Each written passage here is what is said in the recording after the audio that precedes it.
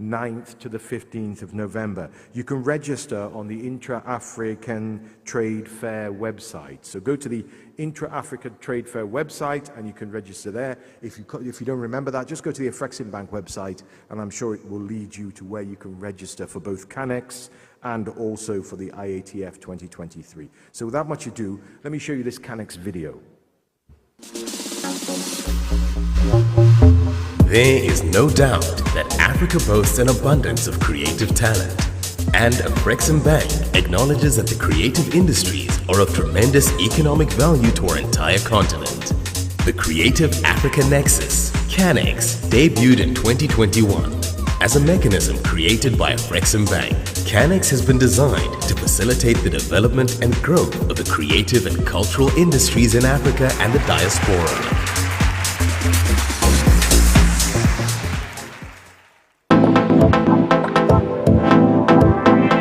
The CANEX program is a key instrument of implementing a creative strategy. Quickly, we found out that the creative industry in Africa was crying for a nexus. They are crying to find that point where that will pull all of them together and they bring their ideas and also contribute solutions to the challenges they faced. What we're doing is just essentially an extension of what we know to do, which is to support Africa and support African businesses. And in this place, it's particularly important because it supports African youth. We have been able to now begin to grow our film financing. We never had it before. We have a dedicated film production financing product that we use to support those in the film industry, and AAA is one of those that is benefiting, from that facility. For most entrepreneurs in the continent or filmmakers, access to financing is becoming the biggest stumbling block. So it was a painful process going from bank, trying to beg, and then the client said, listen, have you checked this bank called Afrexim? Creative economy has got that potential to have a massive upside. Afrexim understands that. It's got, of course, the return investment at whatever percentage they give you. But if they come in, even especially when it comes to equity or making sure they give you IP, the upside could be massive.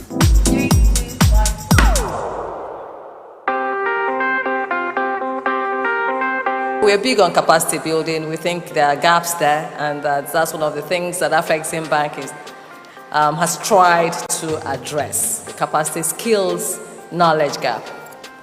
Establishing the design studio of Aza Fahmy that's helped raise the next generation of jewelry markets and designers. I'm proud to have teamed up with African Export Import Bank to share my passion with people who have the same desire. And so we launched the Cookout Africa as a partnership between my company and Afreximbank. We've hosted 10 cookouts across the continent. Well, we're out here at the CANEX Music Factory, interacting with the local artists with the Afreximbank, which is showing through this program of CANEX, and I hope we're going to have a fruitful, massive One Africa, One Village, showcasing our cultural spirit.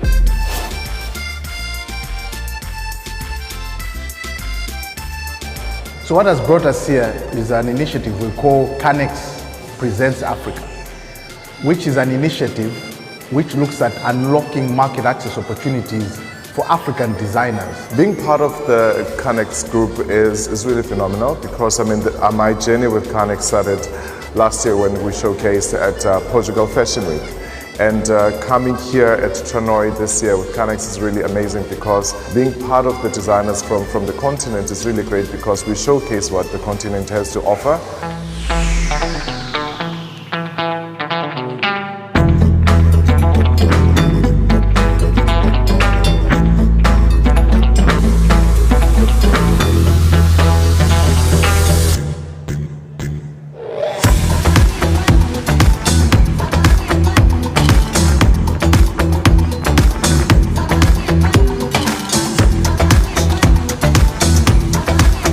Message from all of this is that you should know that Afreximbank is behind you. As long as you're an African, you call to us, we will support you.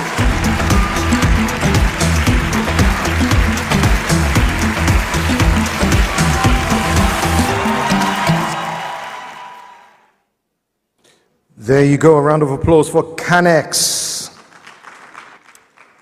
Without much ado, we'll get on to the first panel after lunch. I've promised the panelists that I'm going to personally drag all the people that are outside networking into the room. But without much ado, this session is called Unleashing the Potential of Africa's Creative Economy for Shared Prosperity. The moderator is Ms. Nana Abba Anamo, who is the general manager at GH1 TV. Nana is also the general manager at Star FM. So give her a warm round of applause as she begins this session, Unleashing the Potential of Africa's Creative Economy for Shared Prosperity.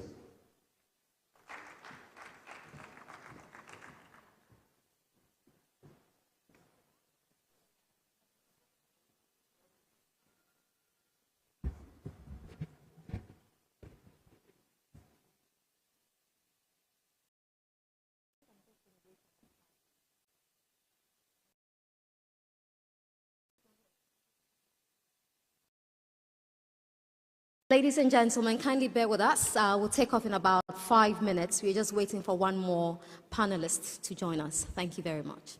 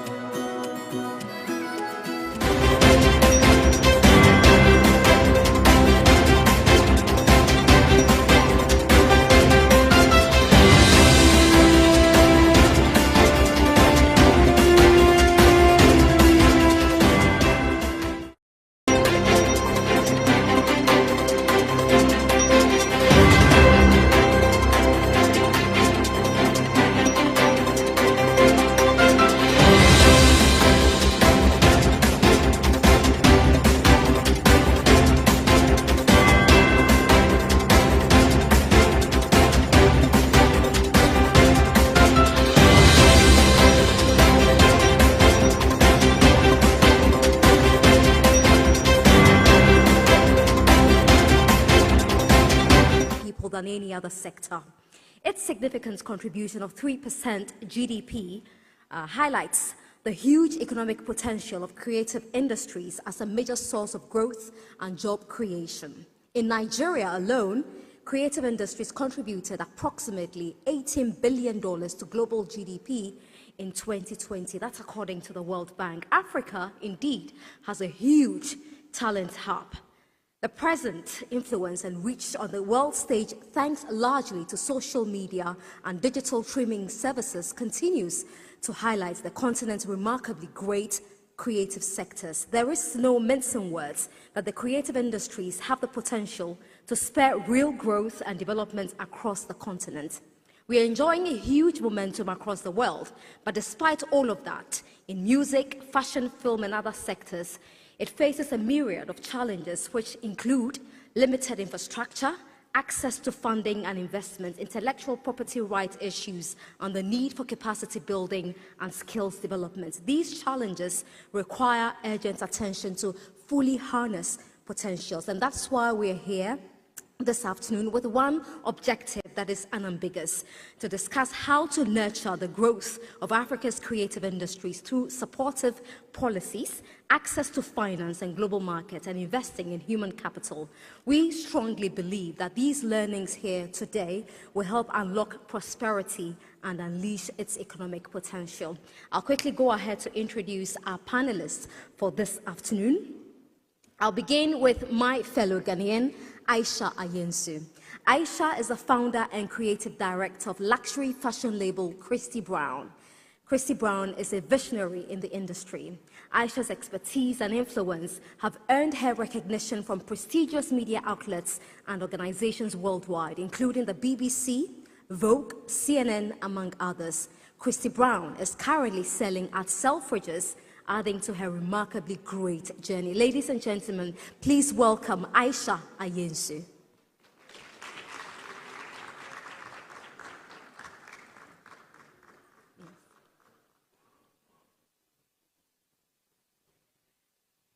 Next is Audu Mekori. Audu Mekori is a renowned media entrepreneur, entertainment lawyer, and social activist. He's a founder and executive vice chairman of Chocolate City Group, one of Africa's most successful entertainment companies.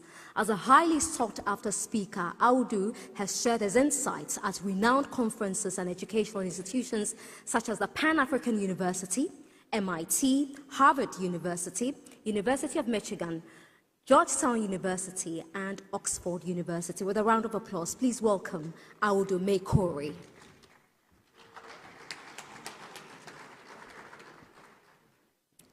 Marlene Ngoyi is the CEO of Fund for Export Development in Africa, also known as FEDA. FEDA is a subsidiary of Afreximbank. FEDA is a $670 million private equity firm providing capital to companies engaged in intra-African trade, industrialization, and value-added exports from Africa to the rest of the world. Marlene previously served as the CEO of several financial institutions. She holds an MBA from Harvard Business School. Please welcome Marlene Ngoyi.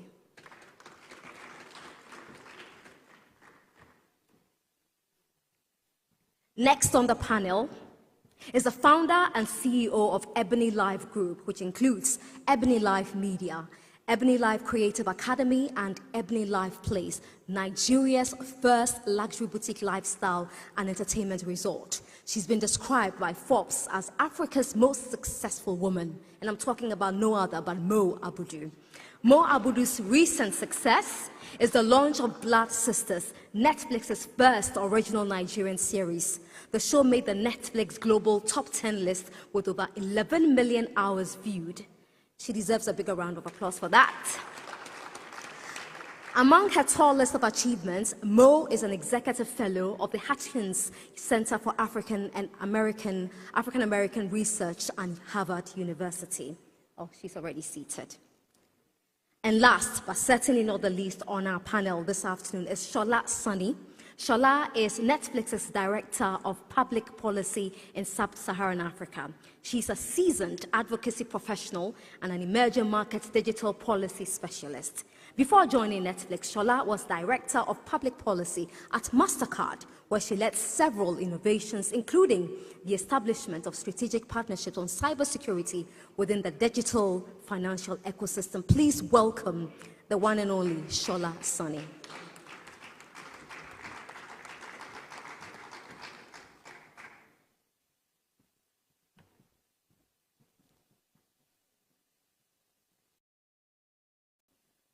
Shola, I think you can take everything.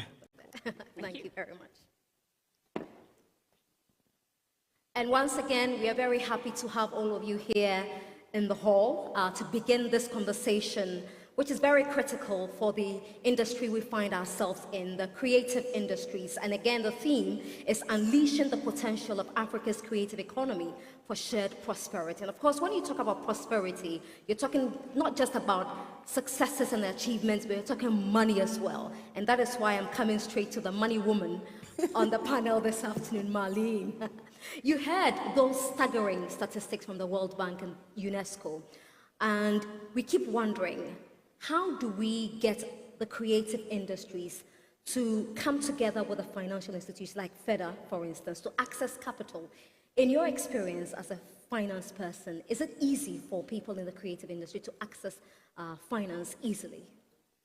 Thank you very much. Thank you for having me on this panel. I'm very glad to be with very distinguished co-panelists. I think the first thing that we need to start by saying is to say the creative industry, it's a huge industry around the world. This is an industry that's that represents more than $1 trillion.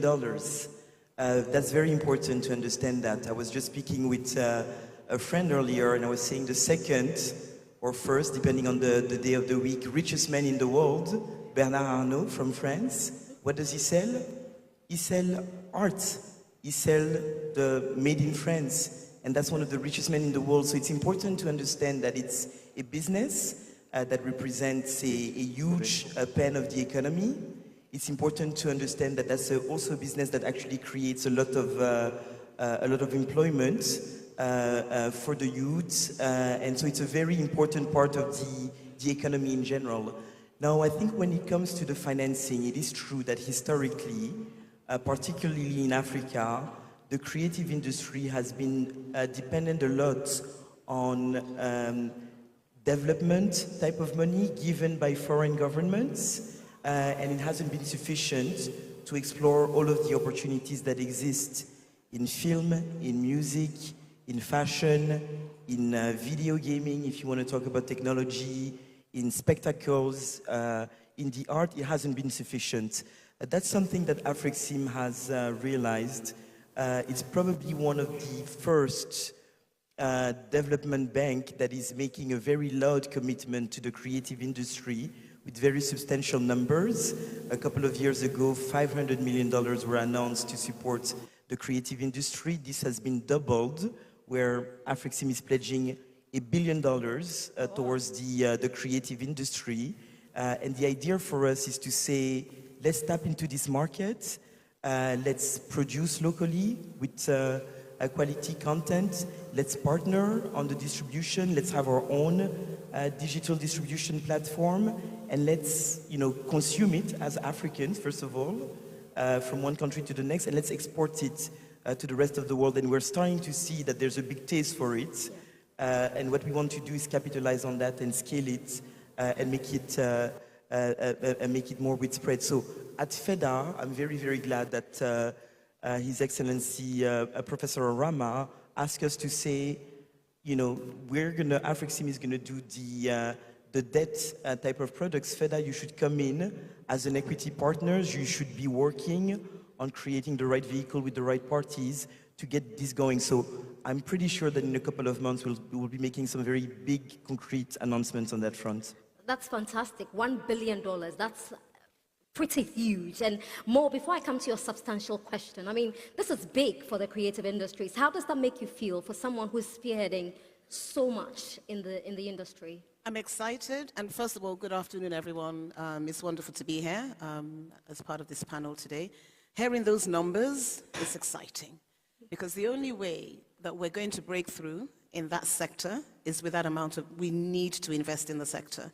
We keep playing around, and we're literally just at the tip of the iceberg, and there is so much potential within our industry, but we have to make the necessary investment. And investment means collaboration. It means capacity building. It means setting up those treaties. It means reaching out to the world and saying, come and work with us. Imagine if we have an African blockbuster that has blockbuster stars in it. It's about collaboration. Right. And we can do that because we're going to invest in them. We're going to pay them to be in those projects that we're doing. But you know what the difference is? We own those projects. We have hired them to be in it because they are global stars. And at the right price, you can hire anybody. Anybody's for sale in this business. Right. You just have to be able to pay for them. And at the end of the day, they're the ones that pull in the box office numbers. They're the ones that get you those numbers, as I'm sure Shala would say when it comes to streaming. You need the stars. But then side by side, we also have our stars on the continent as well. So it's really about ensuring that that ecosystem is a truly international one that we all have access to. And we need to be able to go in there and say, listen, work with us. Let's, so that $1 billion, let's put it to some good use. Yeah, absolutely. Yeah. Now, you mentioned collaborations, and you have had some number of firsts in your pocket. You've had breakthroughs with Ebony Live. Tell us about how innovation and collaboration assisted you to do all of these things. How did you make it with collaborations and innovations? Well, we started Ebony Life as a linear TV channel in 2012, and at the time, it was the right thing to do. But then we found that over a 5-year period, linear TV, I think most people watch linear TV now for sports or for news. That's the reality. So when it comes to innovation, we saw ahead of the curve and we realized that we needed to start playing in a different field. So we started reaching out to international organizations like Sony and Disney, and of course Netflix is our first major partner, Will Packer, Will Smith, AMC, the BBC. I mean, over the last 8-9 years, we have managed to secure collaborations and co-production deals with all the companies that I have mentioned. But we've only been able to do that because we have presented to them stories that we believe are authentic, stories that they believe are local for global. I mean, I've defined storytelling in 2 ways. There's a local for local story, which is very much for a local audience, and there's nothing wrong in playing in that bubble. But there's also a local for global stories. And for example, Professor Orama was talking about Pan-Africanism yesterday, and we spoke about one of the great masters of that from Ghana, you know, Kwame Nkrumah. And when you have someone like that, whose story has never been told, so as a continent, we have remained silent. Nobody really knows who we are. And even the American studios, the stories that they tend to explore about Africa, more or less is about the slave trade. I mean, I'm like, when are you guys going to just wake up and realize that there was life before the slave trade and there was life after the slave trade, and even during? So we have a rich history of stories that we haven't even began to delve into. The first one that we can say that America has tried to do is Woman King, and it was done as an American production. But that could easily have been a production that was financed by you. And the box office return on that would be ours. And that's what we need to start doing, is we have to say to ourselves, we can buy any star in the world at the right price.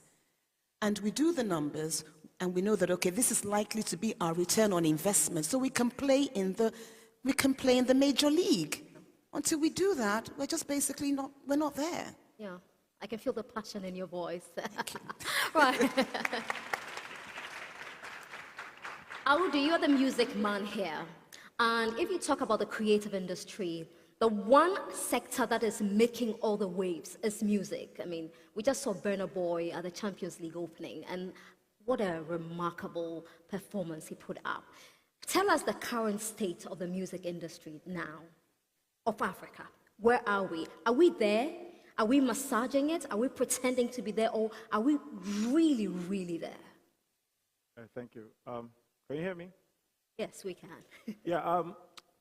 Good afternoon, everyone. How are you guys doing? Are we okay? So, you know, we're music, so we like excitement. We like so can we get some more? How is everybody doing? How are you guys doing? Yeah, good. So, and that is what music does. Music invokes a passion. It talks to you, whether it's English, Spanish, Yoruba. You're listening to this music. When you hear songs like Calm Down by Rema, it is the highest selling Afrobeat song till date. Oh, wow. And this is, it's about, they're doing probably, you can clap. It's about $600 million. Interestingly, last year, we had a song in Chocolate City called Love One Tintin. I'm sure you probably know the song. That was, before that, the highest selling Afrobeat song. So Afrobeat is beating its records every single second. And the reason why is that we have a huge diaspora. We have Africans from around the world. And more importantly, Africans and black people are drawn by something called the drum. There's just something about the drum. Like, you don't need to explain it. It just resonates. And I think that we've never been in a position like this where you walk into a place. I remember many years ago when I used to travel abroad and I go to the airport, they'll say, what brings you to London? I'll be like, oh, I'm a lawyer. They're like, oh, okay. What case are you coming for? And then it changed about 7 years ago when I say, in music. Oh, do you know Two-Face? Or do you know things like that? And that's what it's done. I was on a panel in Qatar at Doha Forum, I think last year. And there was an investment panel that was talking about how African music has opened more room for African investments in other businesses. Because think about it, it's about cultural interpretation and interpolation, right? So the reason why America is so prominent is they sold themselves through media, through their music, through their fashion, through their clothes. So I think in a sense, music has the elements that put visuals, they put fashion. They talk about the times. In fact, it's a tool for promoting, a whole agenda. So I think it's a great time. My only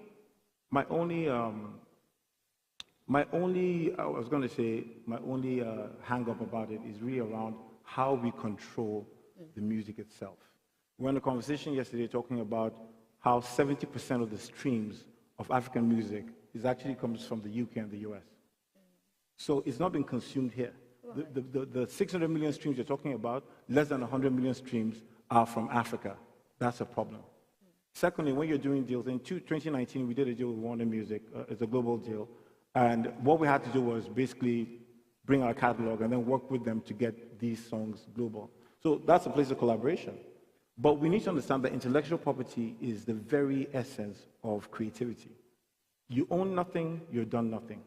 So it's really critical that we protect our IP. And that is where the funding comes into play, because really, with the right budget, we have the expertise locally here. Right. Remember that it's Africans that are promoting our music globally, not Europeans or any other culture. Right. So it behooves on us to create platforms that we can monetize, that we can own, so that our children's children will own that music. Right. Because when you think about it, Burna's music might be owned by an international company somewhere else. Yeah.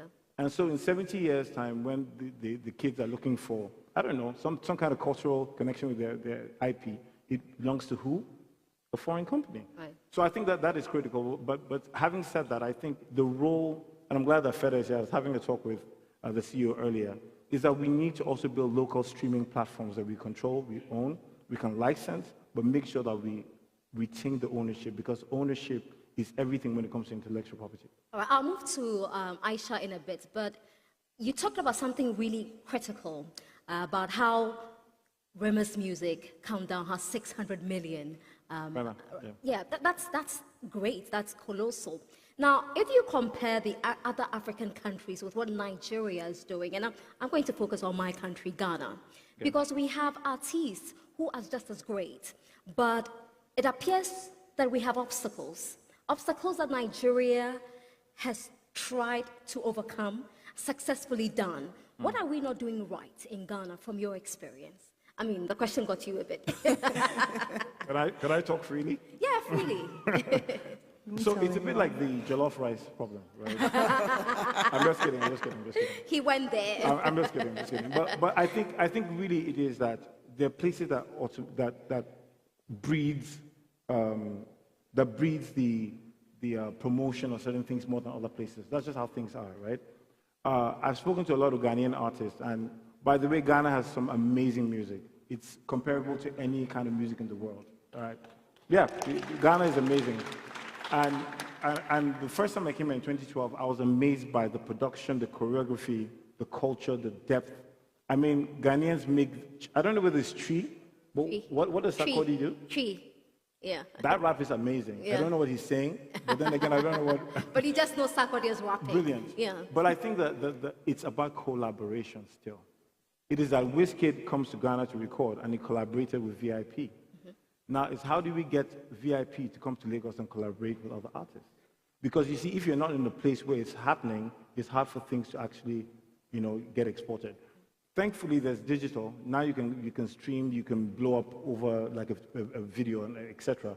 But I think what is crucial too is that we need to create an ecosystem here. So the last thing I also want to say around the funding is that we need to create ecosystems. And these ecosystems support policy, tax incentives, studio recording facilities for people to make music. And when we connect with, Mo and I have worked on several projects on the film side. She doesn't give me as much money as she should. That's another conversation. But the truth is that we license the music to make the film. Yeah. So you see, they're all kind of correlated, and that's the beauty of the creative industry. So Ghana is way ahead. I have a project I'm working here in Ghana. We're trying to build film studios here in Ghana. Nice. So yeah, Ghana is a great place. All they need to do is make sure that they come to Lagos as we come to Ghana as well. Most Ghanaians are afraid of Lagos. Like, have you come to Lagos? I can't go to Lagos. Traffic. Well, you have to go there. So I think it's about collaboration, like you said. All right, fantastic. Let's move to Aisha now. Aisha is the creative director for Christy Brown. Yes. Mo is wearing Christy Brown. I'm wearing her today. Yes, thank you. Thanks. And Aisha is wearing Christy Brown as well. Oh. And she's currently selling at Selfridges in London. That's a big achievement. Check her out on Instagram, Christy Brown GH. Now, we've heard about film and TV, we've heard about music, we've also heard about financing. For fashion, where are we on the globe for Africa? So thanks for having me. First of all, I want to take a moment to just think about what is happening here at this conference, this gathering, is bigger than us. I think that we are all experiencing history in the making, and I hope that one day it will be said that they gathered, they spoke, they collaborated, and they acted, and it changed the trajectory of the continent, period. Fashion, my passion. But the industry, there's never been a better time than this. I like to say that, so my brand is 15 years old. I know I don't look it. But it's 15 years old, and at the time that I launched, this is 2008, there was the whole Africa Rising movement, and you felt like, oh yes, this is the chance, everything is changing, in the continent. And I saw that wave rise, and it kind of dipped, right? So now I believe that we are having the second wave. And it's important that we take advantage of it and position ourselves right. So it's the same with film, it's the same with music, and it's the same with fashion. And you realize that the different disciplines are so interconnected. As music is doing what it's doing, it's affected fashion as well. So now the world is more accepting of African fashion, whereas before it's like, we're not sure we can do this, too much color, too much. But music has broken certain boundaries that has allowed us also enter these doors. That is why Selfridges, through Lagos Fashion Week, I think Tokumbo is here. It was through Lagos Fashion Week's initiative that, certain African brands were, having taken, are in the store, it's a pop-up for a period. But again, it's right, to see that, okay, are these brands viable? Is there an industry of that they can then actually approach these designers and stock in the store permanently. So it shows you that the world is ready. There's so many initiatives going on. Canex had this program that we were even a part of in Portugal, where brands were sent to showcase in Portugal Fashion Week, after which you went to trade shows like Chanoy. So you can tell that, yes, work is being done to actually move the industry forward. But my thing is, it is great and well and dandy. But the brands who get picked or selected to be on these platforms, they put in the work, yes, they've done what they need to do, like Christy Brown, etc. But how about the others, right? How are we making sure that the entire ecosystem is actually working? That we are also equipping the next Christy Browns as well to be able to take advantage of these amazing initiatives. Otherwise, what happens is after you take star 5, and then what? Yeah. Right? So I think this is where we are at, and I'm so proud to say that I'm part of the founders of this initiative called Project 55. And how it started was during the 15th anniversary for Christy Brown, I was thinking, I want to stage an epic fashion show, a fashion show of epic proportions. That's what I told the team. But you know what? I want to be able to give other brands a chance to showcase, even younger brands. But soon it became bigger than myself, because I called on friends in different industries. So we have people in strategy, people in marketing, etc. And we meet once a week. It's a project that is to be launched in October. Now the idea is that, there's everything happening on the continent when it comes to African fashion and moving these brands along. We have to be able to also incubate our talent in silos. It's kind of like how you have assemblies. Not everybody at this stage is ready for the global market. So you can take them to Chanoy all you want and put them in front of all buyers for Selfridges matches, etc. It still wouldn't fly because they're not ready. Yeah. So Project 55 is meant to incubate the talent here. It's a model that we are testing. Incubate the talent, give them the resources and just the right settings for them to be able to succeed and compete on a global scale. But this is where we are at, and that's the trajectory that the fashion industry on the continent is. Congratulations. Thank you. Now, in every home, office, you hear the favorite line, Netflix and chill. Because we all love to Netflix and chill. And we've heard from the three of them who are really playing an active role in the industry, the creative industry. For you, Netflix, sitting there as one in charge of public policy, are you seeing the creative industry taking advantage of platforms like Netflix good enough? Thank you very much. And can I first just say good afternoon to everybody and how proud I am to be on a panel where one man is outnumbered by He's the women only all man. around. But thank you for that question. I think enough, that's the main, the underlying word for me. I'll give you an example. As Netflix, we're present in 190 different countries where people are accessing the service, just like here, hopefully. And we have access to 230 million sets of eyeballs. That's the size of the opportunity. Are creatives or creators or storytellers in Africa taking advantage of this enough? I will tell you they have the potential to. Because for us at Netflix, we know that the talent is not in doubt. The stories are not in doubt. Mo made a very great point. We're only just starting to scratch the surface of the African stories that can be told. There are stories to be told. But there needs to be a combination of factors and circumstances that come together at the same time to enable our storytellers take advantage of that opportunity to reach 190 different countries. And that's just in the case of Netflix. The challenges, the way I see them, are two. There are the structural issues, and this is things like broadband infrastructure, connectivity, the cost of a gigabyte.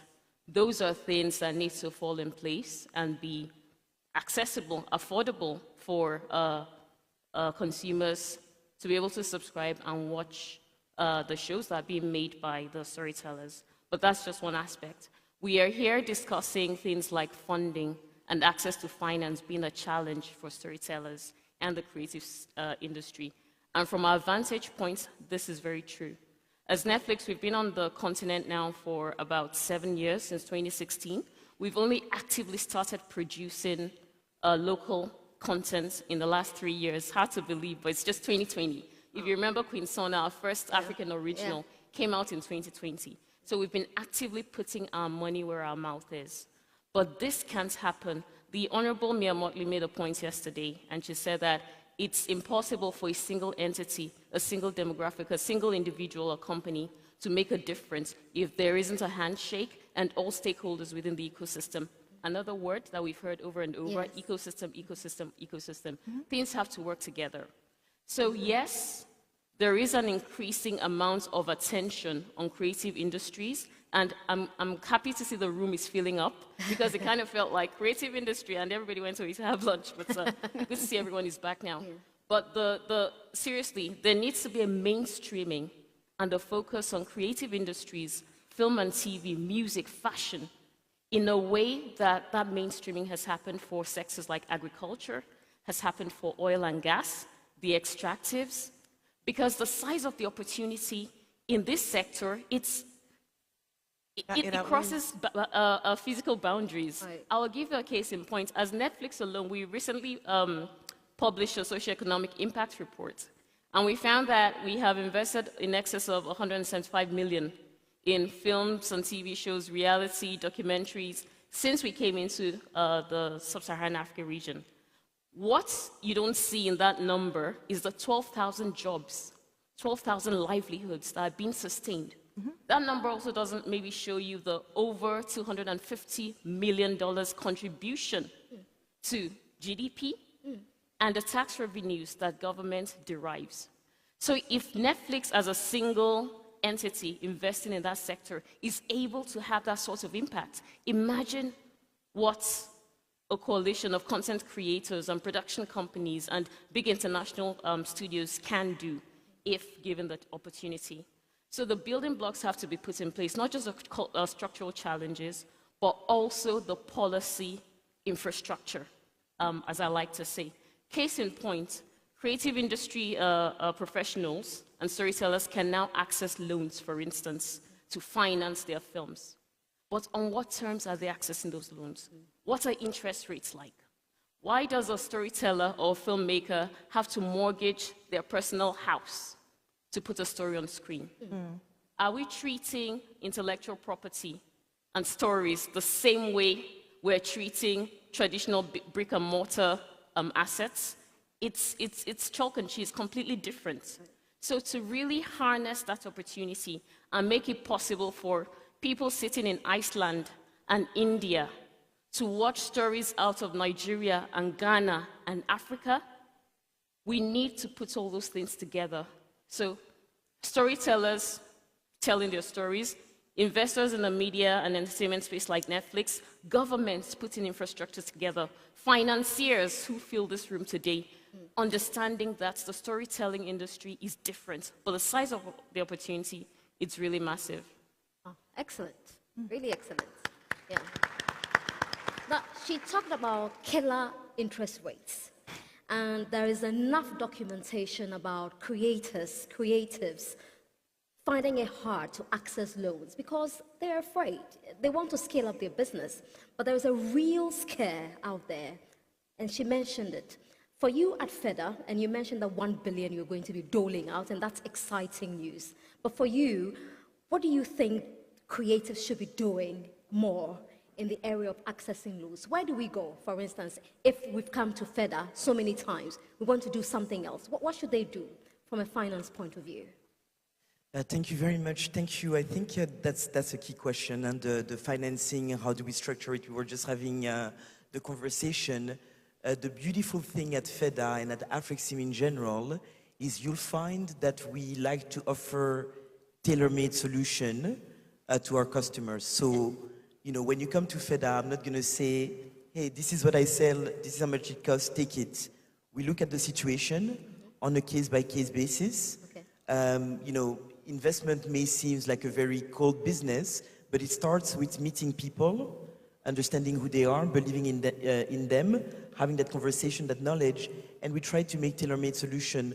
The reason why FEDA was such an important tool is that we're not like a bank, meaning that we are co-investors with our partners. Okay. So it means that if the project works very well, we're very happy, we have the impact that we seek, and we make a return together. If the project doesn't do well, we lose together. So we're very much aligned. Another very different thing, so we are not just offering debt, we're offering equity. It's very different. So I'm saying I'm going to be a partner. You used to own 100% of the business. Now maybe it's going to be 50-50 or 51-49. And I win when you win, I lose when you lose. And by the way, I'm not just an investor. We're going to work on the plan together, because beyond the money, I think that you mentioned Afrexim connecting you to the textile industry in Portugal. Beyond the money, there's also a lot of value that you can bring in terms of connecting people with service providers, with distribution companies, with different things. And we believe that we can do that. So that's very important. I think that another thing that people have to understand is for investors, investing into one creative project is risky, because as much as the story might be strong writing, very good acting, good production, there is an element that you don't necessarily control, which is, are people going to like it? Are they going to watch it? Is Netflix going to like it? Are they going to put it forward so that it's viewed? Am I going to recoup the money that I put? So more and more, what we try to do at FEDA is to have a vehicle where the way I can get my investors comfortable with it is to say, we're not just going to invest in the production of Mo or in the music catalog of my friend over here. We're going to have like a catalog of different projects. And this is where you have a little bit of a portfolio approach, where you accept, somebody said it earlier this morning, you accept that some project may not reach the success that you hope for, but you know that some will, and that on average you will be okay. And I think that that's something that Professor Orama tells us often. We have to be bold, we have to do things, and we have to know how much we can afford to lose, but the most important thing is in the long term is to be ahead. So that's what I would recommend, is to have a portfolio approach, to come to partners that are at risk with you, and it's not, you shouldn't be betting your house. Those risks can be structured in a way that they are institutional risk, and that's what we're offering at FEDA. That's what's exciting. And the bank, will be helping us where the money that we have fed at the moment is a $700 million fund, but obviously our mother organization, Afrexim, is supporting with something that can really transform the industry, I believe. So. That's fantastic news. Mo, I'm coming to you. One of the things that you keep humping about is our potentials, that our potentials have not been fully realized. Recently, you talked about it at a conference in Los Angeles. When you say that our potentials have not been realized, what exactly do you mean? Because if you listen to the creators, especially those in the music industry, it looks like we've gone really, really far. So which potential are you talking about? Well, how many blockbusters have we made? We haven't made any yet. And if we keep putting ourselves in this bubble and thinking that, oh, I just made a movie last week that made 50 million naira, then, hello, I mean, I have some stats here and I keep looking at them. The global box office in America in 2022 was $26 billion. China, 4.3 billion. Europe, Middle East, 7.1 billion. Do you want to know what Africa is? $15 million. Oops. It doesn't make sense with the population and the culture. People, we have to find a way to package the culture and monetize the culture and sell the culture. Why haven't we done it? Well, this is the big question. I keep getting invited to speak at events around the world, and I'm a little bit tired of speaking. Like, I'm at a point of where I'm saying, I am tired. Can we just actually get to whereby we're looking at the practical solutions to there being a blockbuster that comes from our continent? I mean, we have the resources. We have the funding. Why aren't we doing it? Well, we are talking. So by the time, I'm sure that when Professor Orama does the next presentation, and we saw all the beautiful images yesterday of all the things they've invested in, we're going to see a blockbuster that the world has seen. We have the stories. We just have to basically organize ourselves into a position of whereby we take the practical steps to make it happen. Are we individually being too individualistic, well, nationalistic? I think we're being small-minded. Okay. And I think also what the biggest challenge we have in Africa is that, with all due respect to governments and things, you know, the creative sector is seen in most cases as the ministry that is the ministry for, you know, like, if you just need to put someone there. Like, okay, it's not really important. You know, that guy that helped me on my campaign or whatever, just give him the job. It doesn't work that way. That's a fact. That person needs to have the necessary skills to understand what we need to do to build the industry. Do they understand production? Do they understand storytelling? Do they understand distribution? Do they understand monetization? Do they understand that, you know, media is so powerful? It changes everything. What we wear, who we are, what we say. But we're not using it to our advantage as a continent. How many African restaurants do we see in the world? There's a Chinese restaurant everywhere in the world. There's Indian restaurants everywhere in the world. There's Italian. I'm not saying we don't have the odd Nigerian restaurant, but please, we can do better. So we are just not looking. Heidi and I were eating plantain chips yesterday. I said, if I was not doing this business I'm doing, I would actually just go and meet Walker Crisps and say, listen, we need to start exporting and making plantain chips. Because it was delicious. I had to say to the guy at the hotel, where do you guys get this particular brand from? We have plantain. We're not even selling it on a massive scale. The Jollof War is a war that we're not doing anything about. It should be a war in the supermarkets, in Tesco's and Sainsbury's. So I don't know what we're doing about anything, because all we seem to do is talk about it. So can we please start acting on what we do?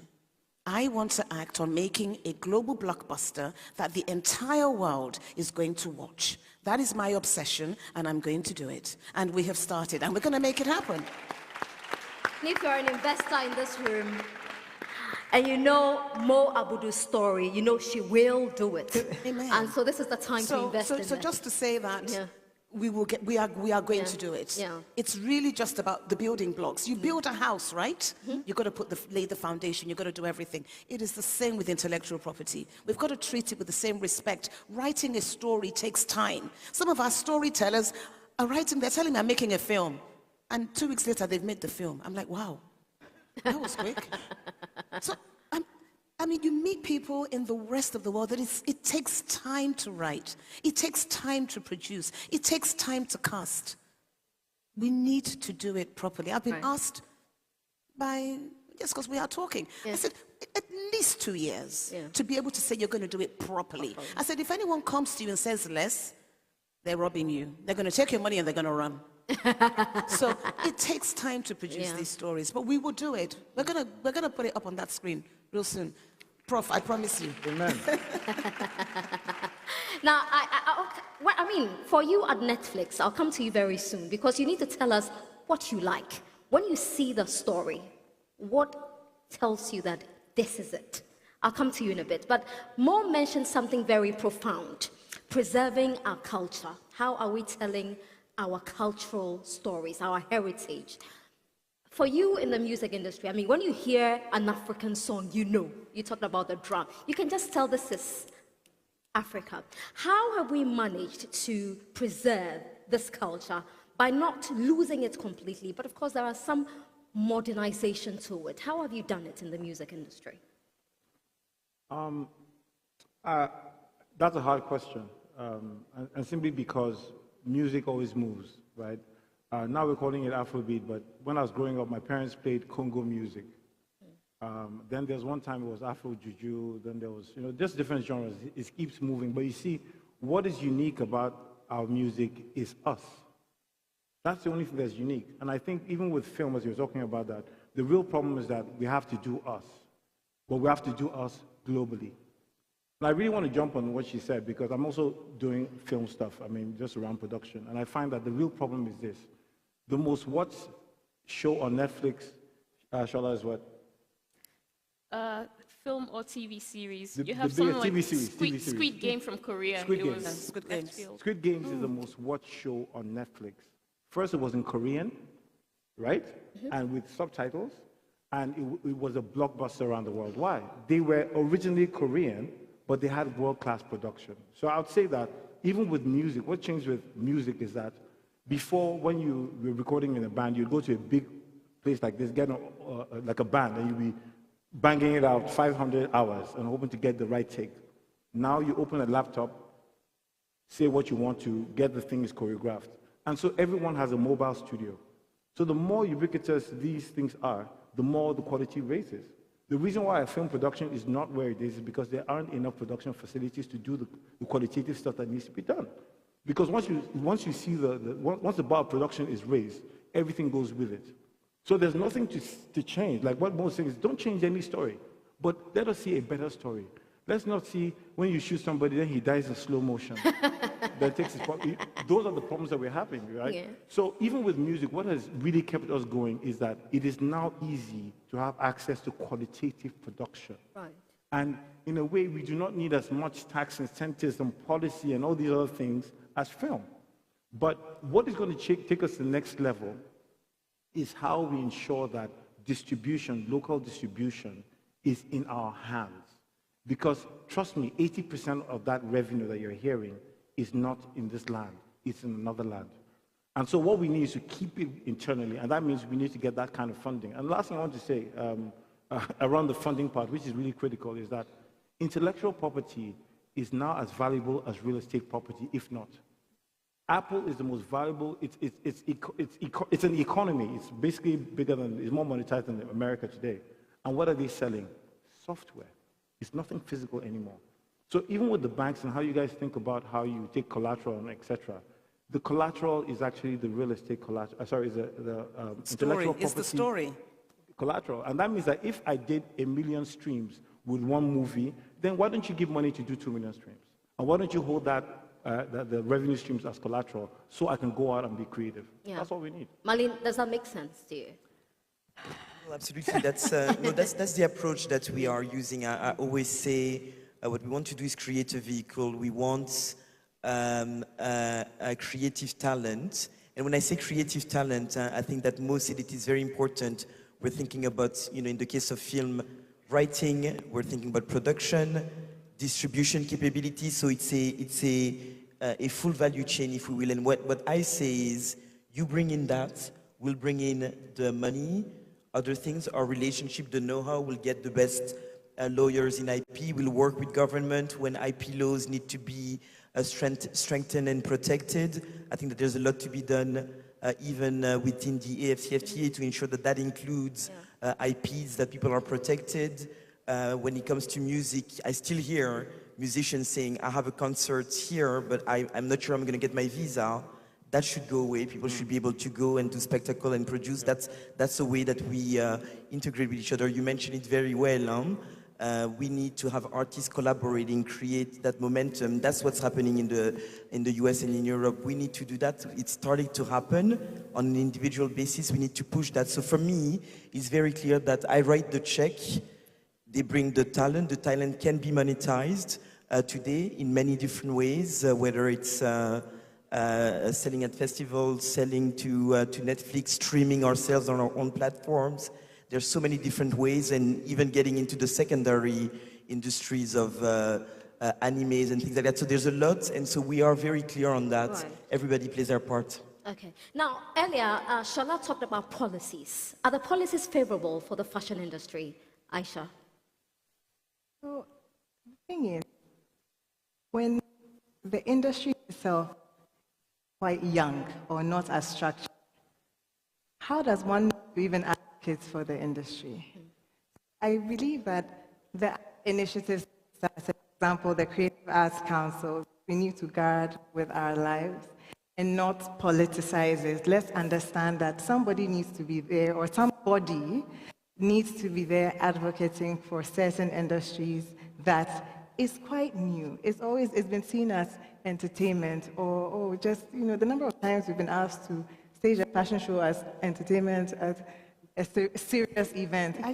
Listen, it's a slap in the face. Not because they want to insult the industry. It's when people are not aware, or they are not aware of how to monetize this industry, or see it as an avenue for job creation and wealth building as a nation. You would have instances where there aren't strict policies actually working in favor of the industry. So I know we like to talk about the money issue, and everybody, it's good. Let's throw money at the different industries, but me about building it in the first place. Even when you go to FEDA and you're trying to make a business case, you need to show that the numbers make sense. This thing I'm bringing before you, it's viable. And we are constantly looking outside of the continent for, knocking on closed doors, accept us, like our fashion, like our art, like our movies.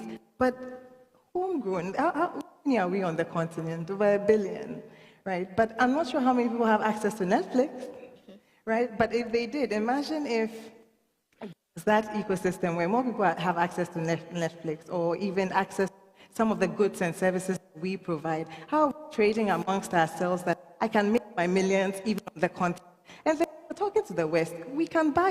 We are actually peers, speaking on a certain level. So it's the fundamentals need to be strong, the foundations need to be strong, the building blocks need to be strong, building structure into the industry. The policymakers understand that this industry, we cannot sleep on it. So how are we partnering with the Creative Arts Council and not seeing it as, just a bit of fluff? But so that's my school of thought. I guess that's why I'm coming from the left side. Let's trade amongst ourselves. Let's make the numbers, and then we hold power and we hold space. Absolutely. Yeah. Now, in telling us how Netflix chooses its partners, tell us what you look out for in a story, for instance, because Mo is very passionate about a story. I mean, she talks about this, writing a story for 2 months, and then the next minute they are shooting a movie. What do you look out for? It's very simple. It's one word: authenticity. Squid Game, like Audu pointed out, was very successful all around the world. It was a story told entirely in the local language of the country it came from, Korean. We invest in subtitling, dubbing, and subbing to make it possible for people to connect with stories on our service, no matter what part of the world they may be from. Right now, I think we have something like 38 different languages that are supported on Netflix. So whether it's a story like Anukulakbo that's told in Yoruba, or Blood Sisters from Mo, who's on this stage with me, which, by the way, hits the top 10 in 11 different countries outside of Nigeria. And there were indigenous languages, there was Pidgin English spoken in it. But what people connected with was the authenticity, that we were not writing a story or telling a story with the intention of bringing on board US viewers. No. Mo and her organization was telling a story authentic to Nigeria and relatable to Nigerians. And I tell you, all around the world, people can smell authenticity. So no matter what language you're telling it in, they will key into it. Mo also made a point about it's quite hard to hit box office success. I'll tell you the reason why. There's 1,600 screens, cinemas, across the whole of Africa. The US alone has in excess of 44,000. So there's a job for our governments to do. You need to invest. It's not just enough to ask the banks to invest, to ask the Netflixes of this world to invest, to ask Mo to invest our money and Audu. We have to put our money where our mouth is as governments. And this means building capacity, building the physical infrastructure, building the sets that are required to put these big shows on. You need to make it attractive. Okay, we understand that it's impossible for government to solve every single problem. And we do know that in Ghana, for instance, over 90% of the jobs are actually in the private sector, not government. Yeah. But what we're saying is mainstream the industry, finance the industry. Countries like South Africa have cottoned on to something. They created a film incentive. And that's a facility that allows big investors in film and TV to recoup some of their money, get like a cash rebate. Right. If we put this in place, and there's a missing middle, apart from South Africa, Morocco is the only other country that has this on the continent. If you make it attractive and viable for big investors in film to come to your local ecosystem and invest in film, they'll create jobs. They will tell that story to the world. Streaming services represent an untapped opportunity. And yes, like you said, it is really hard for many Africans to be able to get the broadband they need, for instance, to view Netflix. But what the opportunity is an economic one. It's giving access to a global market to people like Mo and Audu.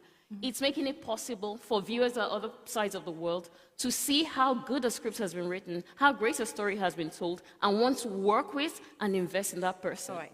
Thank you very much. Unfortunately, we have to end it here.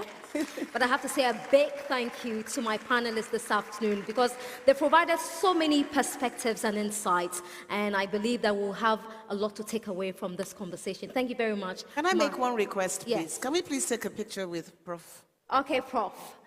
Prof would like to take a picture with you. But thank you, Marlene, Shola, Aisha, Audu, and Mo. Thank you so much. It was a pleasure. That was Unleashing the Potential of the Africa's Creative Economy for Shared Prosperity. Remember, Canex will be hosting B2B events at the next IATF 2023, taking place in Cairo from 9th to the 15th. President Orama, I'm sure all of these people, and hopefully all of you people, will join us too. And Mo, remember I promised I'd give you a room full of people. There you go. I hope you're happy now. There's no one like Mo Abudu. Now, as they take their family photo, let me tell you, there's some really great stuff still in store. We're not finished yet. We're sprinting to the finish with pure quality. We've got essentially 3 more sessions to do, so we'll go straight into the next session before our break, and that is a plenary session called Leveraging the Power of Intra-African Trade for Commodity-Based Industrialization. Leveraging the Power of Intra-African Trade. And for that, we have a star moderator, Eleni Diokas, CNN anchor and correspondent. Please give her a warm round of applause.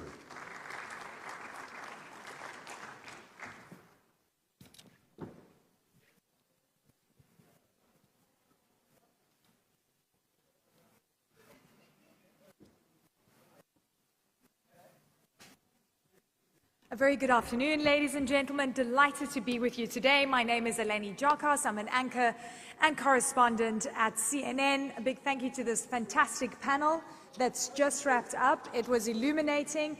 It gives us a sense of how important the creative industry is for the continent, for growth, for integrating some of the incredible skills that we're seeing on the continent. As we say goodbye to this fabulous panel, one last round of applause, please, ladies and gentlemen. Thank you so much. Thank you. Fantastic. Now we're going to get into the little bit more serious numbers. Something I'm very passionate about, Afrexim is passionate about, many people in this room are passionate about, because frankly, when we're talking about commodities and increasing value chains, many things come to mind. The Continental Free Trade Area, the impact that that's having from a policy perspective, and of course, as we're doing implementation. For me at CNN, I cover many stories. I have a show called Connecting Africa, where we really delve into what we're experiencing on the ground, how businesses are trying to expand into different territories, embark on cross-border payments, which of course continue to be a challenge, and of course some people are really trying to invest deeply in expanding value chains. So value-added products are absolutely vital. There's a few things holding us back though, and that is colonial era commodity extraction. The way that it was developed in our past, that is still a noose around our necks today. So we're going to be talking about how to break that cycle, how to propel Africa into a new world, a new future, where we take control of our commodities, expand our value chains, make sure that we impact social, economic development, increase jobs and skills. There is so much opportunity. I'm delighted to welcome my panel on stage today. We have Mr. David Coffey, CEO, African Association of Automotive Manufacturers. Please welcome on stage. David, a good friend. We talk about cars all the time and the value chain. Dr. Carlos Lopez, professor in the Nelson Mandela School of Public Governance, University of Cape Town. Ms. Flory Lizia, President and CEO, Corporate Council on Africa. Please leave one chair for me in the front. You can take a seat. There we go. Thank you. Ms. Ahuna Eziakwanwa, UNDP's Assistant Administrator and Regional Director for Africa. Mr. K. Duque, CEO, Development Bank of Ghana. Professor Theophile Azomahu, Executive Director, African Economic Research Consortium. Mr. Antonio Pedro, Acting Executive Secretary, United Nations for Economic Commission for Africa. And Mrs. Kanayo Awani, Executive Vice President, Intra-African Trade Bank, or Afrexim, as we are here, to celebrate their 30th year anniversary. Fantastic to have you all on stage. Great. I'm just checking on this mic. Is it on? Checking the mic? Yes, fantastic. Yeah, welcome everyone. Yeah, that's fine. Fantastic. Yeah. Take a seat. Okay. Oh, hi, I'm Kay. Good, thank you. Thank you. Thank you so much. Yeah, okay, good. Yeah. You sit here, I'll sit there. How is everyone doing? Have you had a good few days? Yes. Is that a yes?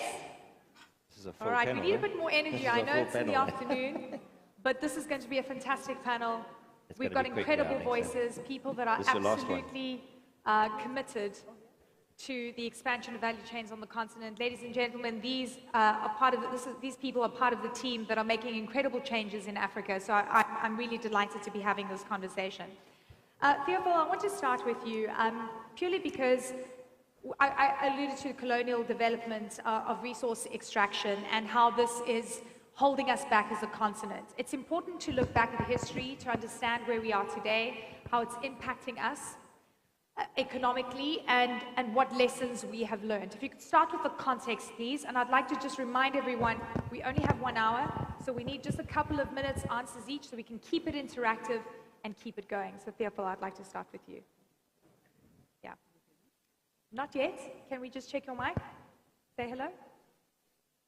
Is it working? There's a roving one. Checking the mic. Could you speak again? Not working. Can we get some assistance, please? Fantastic. Thank you for saving us. There we go. Okay. There we go. Thank you, Eleni. Thank you. And I would like to start by, extending my appreciation to the Afreximbank for this invitation to join the panel. And to put the context, let me start by telling a story, a very simple story. Yes. Okay. It's the story of an extremely rich country in Africa, so rich. And let me take just one part of this country that we call the rainforest of Congo Basin. Yeah. The rainforest of Congo Basin is the largest in Africa and only second to Amazon. Okay. It's so huge with the biodiversity and so important that yes, yeah, and this forest is so important that most experts, many experts characterize as, a factor of climate mitigating, Yeah. And now, move from this forest to the Congo, the whole country. Yeah. It's a huge country, the Congo. Congo is so rich with a lot of natural resources. It's like there's no limit. We even used to say that it is a, natural scandal. Okay. And now move from Congo to Africa. Okay. From the forest to Congo to Africa. Africa is so rich. Are you talking about Wakanda? Yes. Yes. Yeah, so rich. How it comes that we are sitting in huge natural resources, and yet we manage poverty, and we beg help. When you look at the composition of FDI in Africa, the main focus of the FDI, of this inflow, is resource extraction and less labor intensive. So what is happening is that Africa is at the bottom of the global value chain with its, manufacturing at only 2%. I think we need, from the past colonial, way of extracting resources in Africa. I remember, 2 days ago, someone said, no good should leave Africa and come back, leaving the capital abroad. And Dangote was saying that we used to import poverty and export jobs. African countries rely heavily on raw commodities. So we need to add value to each good we produce. So, and we know we need to do this. And frankly, we've been having this conversation for such a long time that I feel there's something different now. We are galvanized in a way that I have not seen before. I want to bring you in here. The work that you're doing at Afrexim. You don't have a microphone? Let me help you out. The work that we've seen at Afrexim, there we go. The work that we've been seeing that Afreximbank has been doing, and frankly many other institutions, to change the trajectory of what we're talking about with value add, it's phenomenal. There's so much work that needs to be done. So tell me, where are we now? But it's just first of all, thank you for curating this panel, and we're glad to have this conversation as Afreximbank. But to support what he said, it's coming from a colonial past, the direction of trade, the structure of a trade. If you remember, it is on record that there was a strategy to use Africa for exploitation only and dump manufactured goods on us. There was a strategy that there will be no effort to manufacture at home. There was an effort to ensure that we don't even trade with our neighbors. African countries, or Africa, we were not allowed to deal with external markets on our own.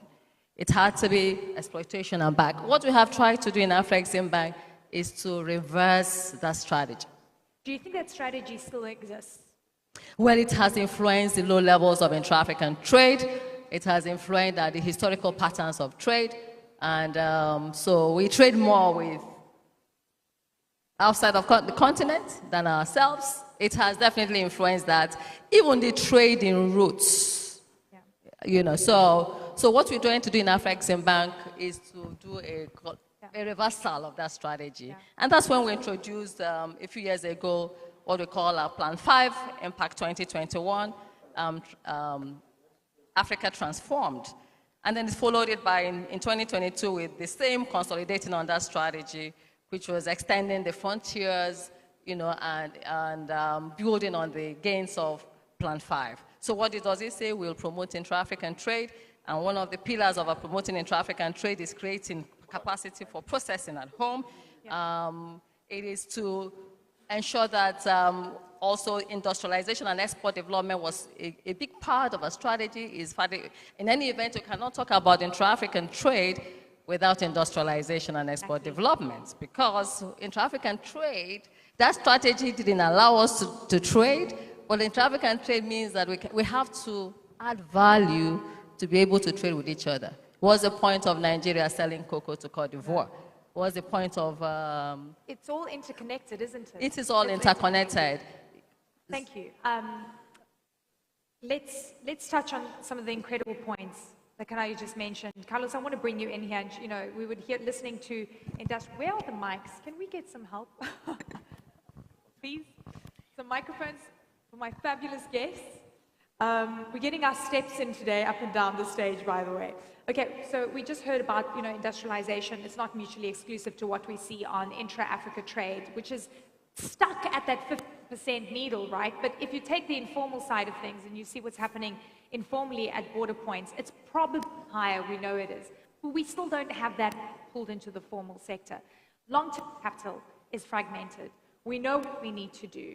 So in your mind, Carlos, the African Continental Free Trade Area going live, it is exciting, but do you think it's going to have the impact that we need without the money behind it in these big sectors? Well, it's a game changer. It's a game changer in different ways. First, because it will allow for the real integration to take place. It's going to act as a pulling factor for another 4 areas of integration. Free movement of people, infrastructure integration, productive integration, which is the value chains, and obviously macroeconomic convergence. But we have to be a bit patient. If we just go into the scholar work in this area, there is a so-called Balesa curve. You start with sort of free trade arrangements that are going to produce some harmonization of tariffs, and then you start moving up the ladder. If we look into the timeline that has taken other regions to reach the levels of integration that allow for this increase and growth of their trade, we are actually moving pretty fast. Because if you think the Abuja Treaty, that basically was the foundation of this free trade area, was adopted in 91, and between 91 and 2012, nothing really happened. It was only in 2012 that we really started working on it, and we gave a deadline of 5 years to finalize the negotiations. And they were finalized. And the entry into force was in the middle of a pandemic. So this is quite remarkable. Not sufficient? Of course not. As you say, we need to move much more faster. We are in a catch-up mode. When you are a latecomer, you are in a catch-up mode all the time. My symbol is the cheetah because it's the fastest animal on earth. I don't like the lions because they are not gender sensitive. But I think it's very important for us to bear in mind that the reason why you can have a panel of 8 people that probably are going to repeat themselves, or we are going to repeat ourselves, in terms of praising commodity-based industrialization, is because now we have made enough progress for people to understand this is the way to go. But just in 2013, when we published at ECA a report precisely on commodity-based industrialization, I don't say we were preaching at the desert, but almost. Everybody was against it, saying there's no chance of really doing this. It's not going to work. The Africans are latecomers. The windows are closed. And, you know, the name list was quite long. And here we are. It's unviable to expand on value chains because you're so late. I remember the conversation. Huh? I mean, truly fascinating, Carlos, what you're bringing to the table here. We have another panelist joining us. If you didn't think we had enough amazing voices, we have one more to add. Joining us virtually, Mr. Yofi Grant, the CEO of Ghana Investment Promotion Agency. Welcome, sir. We've been waiting for you. Thank you. Yeah, you've been hearing some of the conversation we've been having. I know that Ghana, and by the way, I'm really excited to be back in Accra. What a fantastic city. Ghana's really been pushing extensively, right, on industrialization, on value-added products. Specifically, I'm fascinated with what you're doing in the automotive sector. We've covered a lot of what Ghana is doing on my show on Connecting Africa. Based on what you've just heard, where are we right now in terms of momentum and timeline?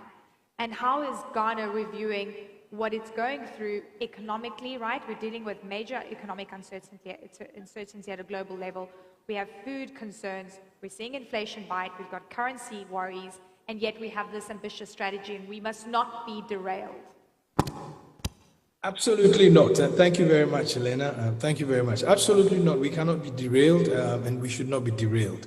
And you ask where we are right now. I think there have been some initial, trades taking place. I know between Ghana and Kenya, Ghana and South Africa are very keen to start engaging on trading stuff. But the true thing is that history has not been kind to us, and we all recognize that. And like you did say, we stand the risk of 8 people on the panel repeating themselves. But look at Africa. Currently, what are our resources? What truly is the economy of Africa? And it's been said already, most of our economies were built on the export of our raw materials and resources by others who converted those raw material resources into products. And invariably, most of the time, our own raw materials were taken and we imported the finished goods out of those raw materials. So what the AFCFTA does is to inspire us to take a second look at that. And that is what in Ghana we've started with the One District, One Factory policy, ensuring that we add value to our raw materials and resources.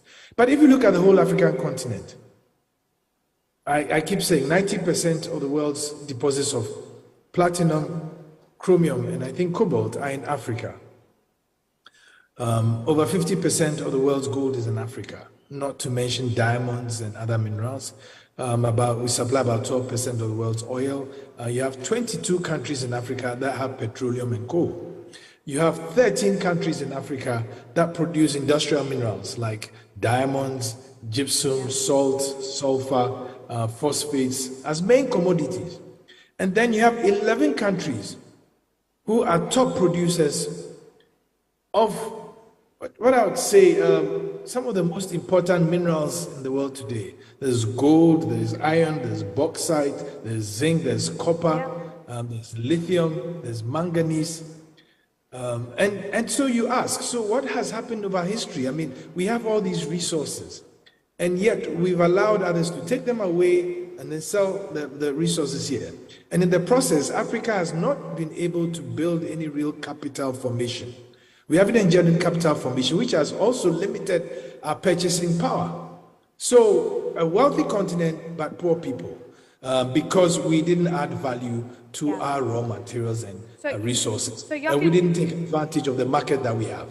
Thank you so much for that. And I'm glad you mentioned all those commodities. I was just like, as you were speaking, I'm thinking, what if we take the value chain back of cocoa? What if we take the full value chain of coffee? What if we look at hard commodities and truly imagine what our world would be like right now if we had full control of those value chains? But I'm also sitting here wondering, imagine how the other countries that are watching on with the narratives that are playing out right now, saying Africa is ready to take its value chains back. What does it mean for us? We're going to lose huge parts of the certain value chains and the margins that we've been benefiting from. And that must be absolutely scary. Pedro, I want you to jump in here. Because we're ready. Africa is now. Africa is not in the future. Africa is now. Absolutely. First, I would like to say that things are happening on the continent. In 2007, we organized a big table on managing Africa's natural resources for growth and poverty reduction. This was a meeting between ministers of finance of OECD countries and selected ministers of finance from Africa. And some of the fundamentals on how to pursue resource-driven industrialization in Africa were discussed in that particular meeting. One of the things was that, well, it was important for Africa to have its own resource companies. Today, we've heard from Dangote, we have a captain of industry in Africa that is promoting value addition on the continent. He is the, let's say, king of cement today in Africa. He's also now adding value to the oil and gas that is produced on the continent through the refineries. Things are happening. I think my predecessor talked about cobalt. Together with Afreximbank and other multilateral development banks on the continent, in November 2001, we organized the DRC Africa Business Forum, which was aimed at, indeed, enabling the continent to go up in the value chain. This is the battery minerals will be about, the battery and electric vehicle sector will be about $46 trillion by 2050. 70% of the cobalt is produced by DRC. DRC's GDP is between $50 and $60 billion. Tesla market valuation is $1.3 trillion in 2001, January 2001. So that is the problem that we need to sort it out. So today, we are very proud to announce that the pre-feasibility study has been concluded or will be concluded by August, September, that will enable these countries that are rich in mineral resources to go up, battery minerals, to go up in the value chain. That's amazing. Round of applause for that. Did you guys know that? But for this to happen, let me indicate one or two things. First, it's not because of lack of visions and strategies. We've adopted the African Mining Vision in 2009 that Africa is not industrializing. It's because we're not connecting the dots. It's not because we're not putting industrial policy at the center of our development policy. And industrial policy is not the business of the Minister of Industry alone. It's the business of the entire government. We need to address, for example, the problematic that Professor Carlos Lopez mentioned earlier, I think, in setting the scene about the economic geography on the continent, that all of our infrastructure was designed to export raw materials from the continent, not internally. So we are talking today, COVID has demonstrated the importance of us develop our own supply chains. Yeah. What we call, perhaps, with others called nearshoring, others called friendshoring. I think we need to promote Afri-shoring.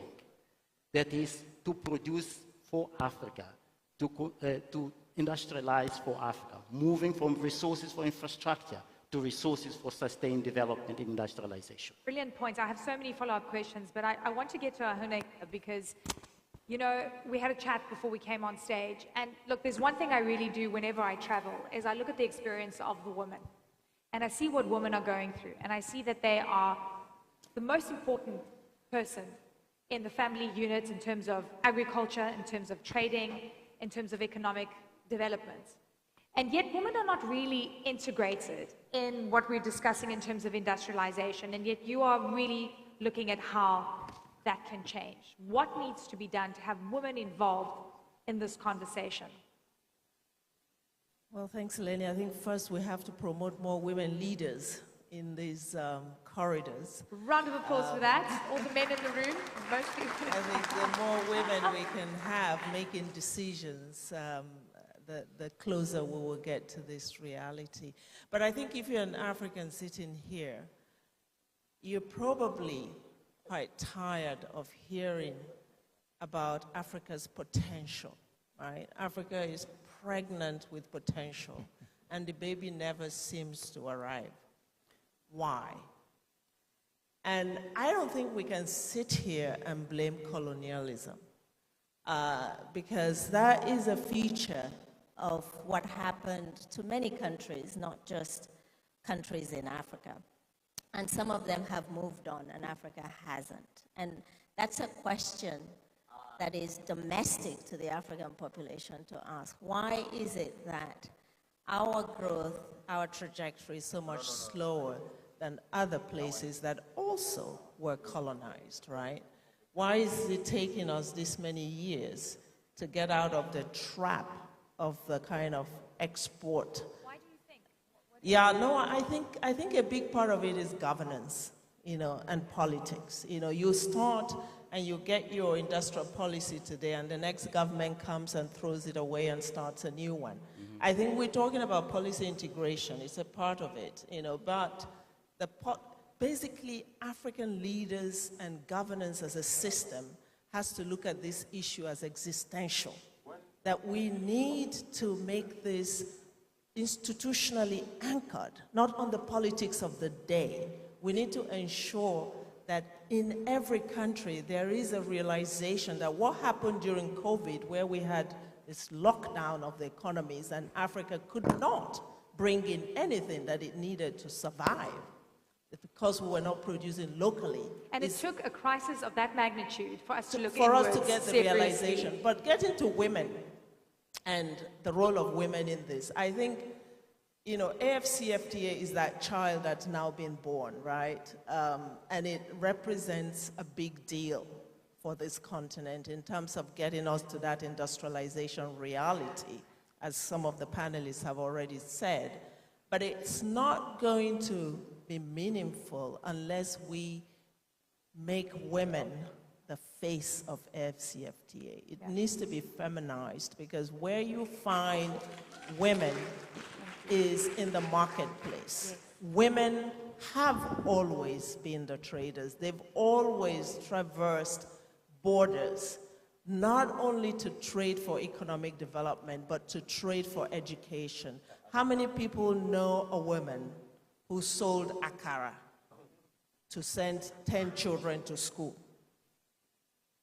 Many. You cannot leave women out of this equation, Do you right? feel that women are left out of this?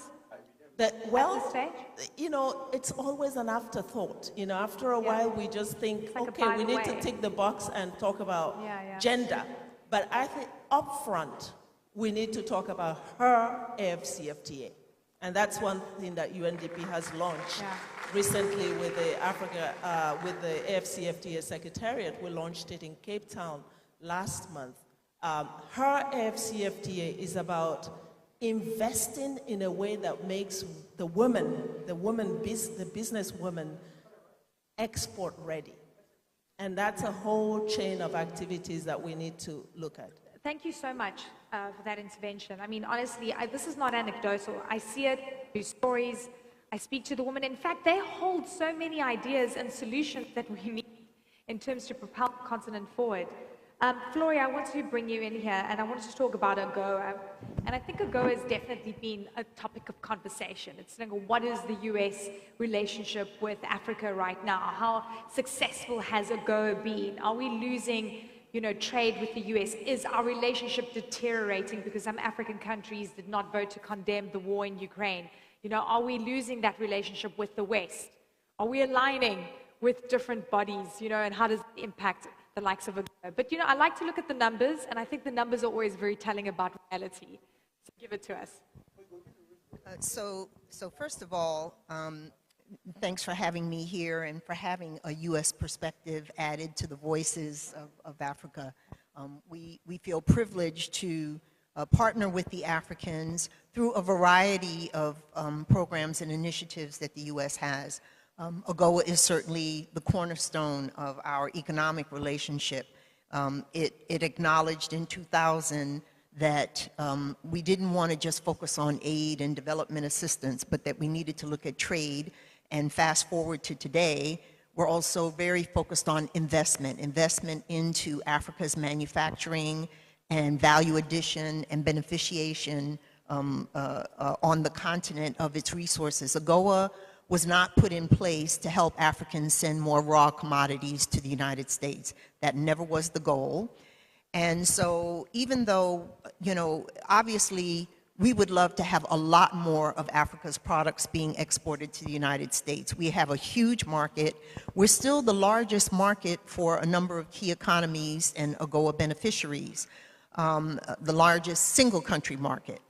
And so AGOA is important, and it is an important opportunity. I think last year in 2022, we had about 9.4 billion in just AGOA exports, and probably another billion or so in GSP exports, so probably about 10.4 billion. And there is a narrative in the US now that we're pushing our Congress to extend AGOA for another 10 years. It ends September 30th of 2025, but we're saying do it now. Do it in 2023 and signal to investors, especially US investors, that this is a program that's going to last for a while. There's certainty to it, and if you go into Africa and invest in processing, adding value to Africa's raw materials to export back to the US. It's for everywhere they can export, whether it's to the rest of the continent or you know, other places, but most importantly, to export back to the US. And people will say to us in Congress recently, you know, we're going up there and pushing our cause, and they'll say, oh, only a few countries in Africa are benefiting. There are only a handful of products that are benefiting. And that actually is not true. They don't have their facts straight. So of the 35 AGOA eligible countries in 2022, 35 of them exported products to the US last year under AGOA. 35, all of them. Of the 35, 19 of them exported over 100 million. And then another maybe 9 or so of them exported between 10 and 99 million. Yeah. The other thing that is happening, and we would like to see a lot more of that, but you know, focusing on the issue of women, I've been in a lot of those factories that had just maybe 10, 15, 20 women. And those numbers, when you look at them, are so small on our end. When we look at them, we basically minimize what it means on the other end. Yeah. And I was sharing earlier that we have people who are shipping products, women who are able to now pay the school fees for their children, including girls. Hello. The impact is enormous. And they've never had that before. Yeah. So we just want to confirm, I mean, you also said it's important for US companies to come and invest in value-added industries in Africa, right? Interesting. Okay. We've got Kane, we've got Dave left to go first round, and then we're going to hopefully do a second, third round of questions. So we're running out. Okay, Dave, I want to bring you in here.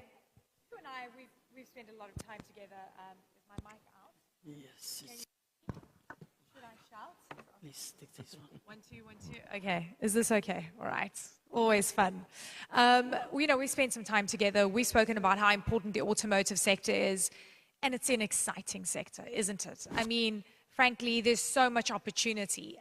We spent some time in South Africa together where, you know, the OEM market is very advanced, it's mature.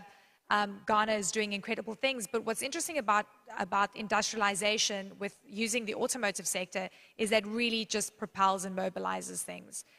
You're focusing on 6 nodes of excellence on the automotive front. Could you take us through that and how commodities are going to be an important part of that industrialization process? Thank you. And I just want to commend Afreximbank before I start for the incredible work you're doing on industrialization and trade on the continent. It's phenomenal, including your support for the automotive sector. So the automotive sector is at a step change in 2023 in Africa now. We have developed a continental automotive strategy in collaboration with Afreximbank, AU, AFCFTA Secretariat, UNESCO, ARSA, and AAAM. It's been approved by the Council of Ministers of the AFCFTA. A task force has been set up to implement this now with the support of member states. So what's happening in Africa in auto is deliberate, right? It doesn't happen by chance. So there are 6 countries now in Africa, in addition to Morocco and South Africa, hub nodes, Lenny was saying, hub assemblers that are either implementing policy now or approving to implement. And those include Ghana, Cote d'Ivoire, Nigeria, Algeria, Egypt, and Kenya. And those will be hub assemblers. And as Minister Adebayo articulated on Sunday, we need hub assemblers supported by value chains developing around those countries. And Afreximbank's doing some value chain research to identify those opportunities. So we really are at a point of significant change in Africa. We're in a unique position now with the electrification and drive to reduce carbon emissions in the world, with the critical mineral reserves that we've got to transform those reserves. And there are a number of examples where it's been shown from research like cobalt, we can transform cobalt into precursors competitively in the world in DRC. And there's work going on there in Zambia. And I know of other projects where it's been explored for mineral transformation. We have copper. However, every wiring harness in Africa assembled in a car actually has copper imported as rod. We need to change that. Imported. So just repeat that. So the copper rods that we get are all imported. They're all imported, yet we have copper on the continent. The rod gets imported, it then gets drawn, and a plastic sheath gets put over it, and it gets assembled into a car. Is that easy to produce locally? Would that be an easy product to produce locally? Absolutely, and it just helps the rule of origin. So it can be. It's refining the copper to the right level of technical. And then we have the rubber example, you know, and yet we have a dearth, a lack of tire manufacturers in the heart of Africa. And it's quite complicated, but it can be solved with the right framework. So there's a massive opportunity for transformation of commodities in Africa. And you've got vehicle manufacturers now exploring what's their role in this value chain. Some are going to own equity in mines. Others are going to become experts in designing the battery so that it is cost effective and it can be recycled. So there's great interest in what we've got to offer, and we've really got to capitalize on this opportunity. Fantastic. Thank you so much, Dave. Kay, great to have you with us. You know, we just heard from Dave that the automotive sector is really important in in terms of what we're seeing in Ghana. We've done some incredible stories on that front. And I think Ghana is really just leaping forward. There are quantum leaps that are occurring locally. But I wonder how the small to medium-sized enterprises are being integrated in this industrialization process and what your experience has been. Well, thank you.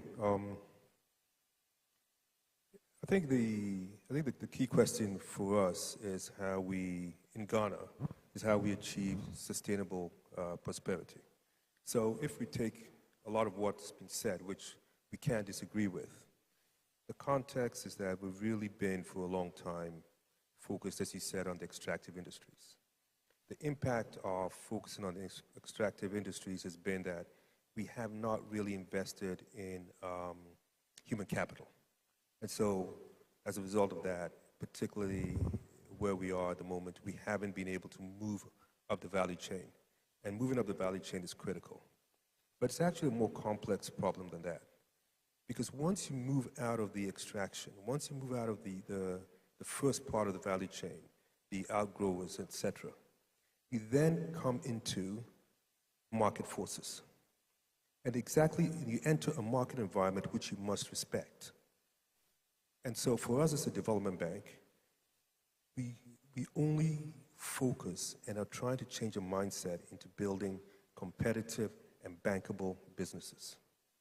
And it's too much woolly thinking to assume that we can immediately assume a value chain just because of force of will. And that just doesn't happen. Is the economic environment not conducive right now? The economic environment is extremely conducive, and all the potential that's been mentioned is real and it's there. But it must be based on pure market forces and putting up bankable deals. And what do I mean by that? Today, if I move out the value chain and I wish to add value to the next stage, by processing, etc., I have to compare that to my consumer's alternative. And that has to be key. Now, in the local market, because of proximity and potentially some prohibitive tariffs, it may look competitive. But once I go out of that cocoon, which actually helps me build, I've got to then realize that even with ACFA, which is a game changer, I now have to face full market forces. And that's what we're trying to change. Yeah. It's all, for me, a lot of it is about changing our mindset to realize that we have to compete. And the competition is not just about building up the value chain, it's seeing how we contribute to You say we have to compete, but can we compete? Can we? You say we have to compete, but can we compete? Can we realistically compete, pragmatically compete? You can, because you've seen companies that have done that and are doing that. And the precedents that we see. But there's also a lot of companies that have been supported in the short term without taking into account any moral hazard, are not bankable, and those are the kind of companies that actually are a bane of building a thriving economy. Thank you so much. That was fantastic to hear your perspective in terms of the way you're thinking about it, because it's very practical, isn't it? You know, this is a practical way of viewing this. Okay, I think we've got about 20 minutes left, if I'm not mistaken. So I'm going to try and split. This is a juggling act, I have to say, with incredible voices. I feel like I just want to be talking to you, all of you, at least for half an hour each. Theophil, I'm going to come back to you. You've heard, you started the conversation. So I want you to jump in here based on some of the things that you've heard and what you think the challenges might be. Because honestly, when I think about the problems, they scare me. And it's cross-border payments, it's the infrastructure, it's the electricity, it's the market forces, whether we can compete effectively instead of importing and so forth. Yeah, I think there are ways to compete, and I believe we can compete. The thing is, we need to create an environment which is conducive for competition. And one way is to have an exchange rate which is competitive.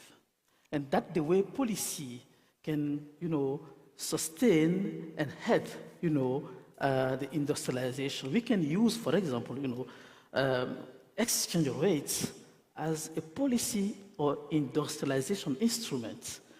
Why? The reason is, there are about 3 mechanisms through which exchange rates can support and help, the industrialization. One is to reallocate the domestic demand to locally produced goods. One thing. Second thing is to increase the foreign demand for locally produced and competitive goods through the mechanism of imports and exports. And third mechanism is to allow the infant sectors to emerge. And these infant sectors are the sectors that have higher learning, potential. So via these 3 mechanisms, exchange rate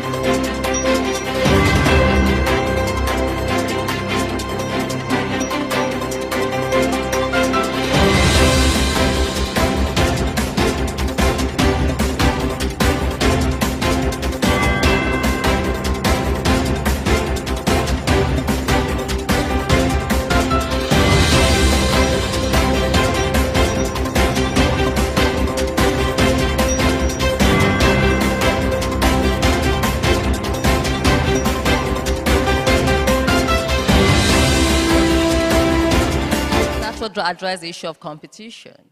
So we've supported special economic zones or export processing zones and industrial parks in Gabon. Today, Gabon, that industrial park is the biggest producer of veneer in the world, exporter of veneer. You know, we've also done the automotive strategy, as Dave graciously acknowledged. And it's not just for the policy interventions, which we did, the automotive policy for the continent. We're also intervening in financing. It's important to know that we're also doing financing of automotive, you know, of that sector. I think Pedro also forgot to mention that we're working together on the battery precursor program in Zambia, industrial parks in Zambia and DRC. And that's to tap into the market he mentioned about, what did you say, 46 trillion, but now it's about 7.7 to ensure that and that's part of our value chain intervention in the automotive sector. And just to also say that we are big on, the reason we're supporting industrial parks is because it deals with issues of infrastructure deficit.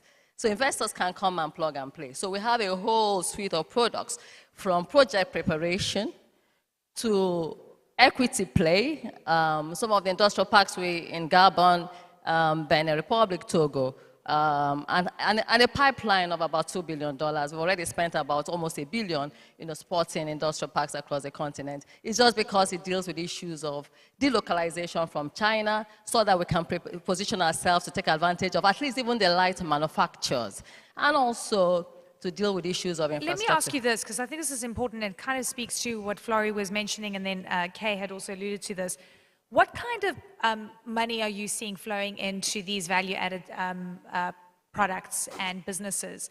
Is it international money? Is it FDI? Is it local businesses? What's the mix? Because I'm just playing devil's advocate here. If the value chain is still owned by foreigners or foreign businesses, I think it is foreign direct investments, but what we now call in our own parlance and Afreximbank, Africa direct investments. Okay, so we're seeing yeah, we're seeing it. We're seeing those, I talked about wood, veneer, flowing from Gabon to Egypt. Egypt has a huge furniture sector. So you see all of that across. And we're also dealing with issues of standards, harmonization of standards, because that's also an inhibition to. Yeah. I know you want me to stop, but that's fine. Amazing. Always good to talk to you. I'm going to take you out for lunch so we can talk about this at length. We'll record the conversation and put it online. Pedro, tell me. On the issue of small and medium enterprises, I think we need to use smart local content policies, for which there are a couple of fundamentals. One is that our industrial, trade policy, and international relations policy should be part of the same continuum. Why am I saying so? Because sometimes we go and sign bilateral investment treaties that reduce the policy space that you have to pursue local content policies. Bilateral investment treaties require from you to give equal treatment to the citizens of the country with whom you signed those bilateral investment treaties as the ones locally in your own countries. And local content policy is about privileging your own citizens. So that coherence, institutional and policy coherence, is critical for us to making industrial policy work in Africa. That's a fundamental issue. We have problems there of fault lines between our different policy instruments. And then the ecosystem also, I mean, again, going back to the point about small and medium enterprises and domestic investors, you call it African direct investors.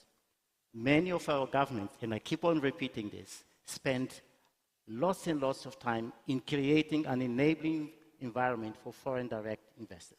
They don't spend enough time in creating an enabling environment for the African direct investors. That needs to be fixed. And last point is really about your point about the market for electric vehicles on the continent. Yes, indeed, currently we might have a market of more or less 1 million or so, but the governments can send the right kinds of signals. For example, now in Ethiopia, the government has quite directly indicated that first, second-hand vehicles will come at a very, very, very expensive cost. So removing that particular aspect is important. Second, that combustion engine, whatever based vehicles will equally suffer heavily, whilst electric vehicles will come almost at a zero tax. That's an important policy signal. And it is, but there's so many issues with EVs right now and the viability on the continent, right? Electricity, absolutely. affordability. The relevant infrastructure so that we have, but that will create jobs. So in all of those charging stations and so on. So that the role of state is basically, I'm saying, it's not just about market forces. I think we need governments. The Professor Carlos Lopez, I think, worked a lot of time on this transformational leadership, developmental state. We need a developmental state a la 2023. Yeah. Brilliant. Who wants to pick up? Okay, and then Carlos. Okay. Yeah, okay. If I may. Okay. The problem is that there is nothing that I disagree with. Right. There is a role for government, and there is a role for the multilateral agencies, without a doubt. And it's particularly in terms of being a catalyst, and also to create an enabling environment, as you say, for domestic investment, and de-risking the sector. But that is the role. But you also have to set a criteria of success. And whether you start the first 2, 3, 4, 5 years by concessionary loans, by providing discounts and all those and tariffs. For sustainable prosperity, at some stage, the private sector must run by itself. And you have to have that as a criteria of success, that all the companies that we invest in, that 10 years' time, are they still there? And I look at development banks in my country, and we are determined that we need to be there in the next decade, which means that, as an example, and we do the same for our partner banks, and the same for our SMEs. We cannot harm our balance sheet, even at a time when we're needed the most to lend. And so that longevity is important. And so unless we have a clear criteria and a clear understanding what success means for the private sector, we will continue to create moral hazard. We'll continue to create companies that are essentially not sustainable after the donors leave. And that must stop. What's the failure rate in Ghana right now in terms of small to medium-sized enterprises? Pardon? The failure rate. The failure. Failure rate. That's an interesting question. Yeah. I think in terms of things that have been supported on a concessionary basis, I think if you look at companies that have lasted longer than 3-5 years, yeah, it will probably be in the single digit. Okay. And that speaks itself to the criteria of success. Yeah. But there are companies, and let me be clear, there are companies that are succeeding. There are companies that have built, because they are built on the governance principles that everybody here is talking about. And they need that framework, right? Carlos, you can jump in here. Yes, 3 quick points that we have not mentioned yet, at least enough. Climate, yes. Technology. I'm glad you mentioned climate. Well, in terms of climate, in fact, the rules of trade are going to change completely. And there is already the indications that it's not just about new forms of protectionism, it's also countries losing a bit of sovereign capacity in terms of taxation, with taxes being imposed on them cross-border. And this is going to be based on carbon, and the carbon markets are going to migrate from just mitigation, adaptation, into also how we value the intensity of carbon in different products. So all of this is going to completely change the way you integrate value chains globally. And as latecomers, Africans have to jump into this new type of environment with determination, because they have some assets. One of them has been referred here many times over, which is the fact that we have strategic minerals that can empower some of the value chains of the future. Then we have the issue of technology. So people are very worried about the fact that Africa is so late in creating the ecosystems, the conditions for technological development, that from an industrial point of view, they may actually be subject to premature deindustrialization, because we are going to have automation, robotization, and artificial intelligence that is going to completely change the equation. What people forget, though, is that we are going to be such a huge market of young consumers, the very largest in the world, and the more tech-intensive products and processes are, the more appealing they are for younger people and the less adapted for the older people. So countries that are aging, and it's the majority of the countries of the world, including China now, entering into that club, are going to reckon with the fact that the number of patents, creativity, and all the rest that they are going to be able to post is going to be diminishing dramatically because of aging.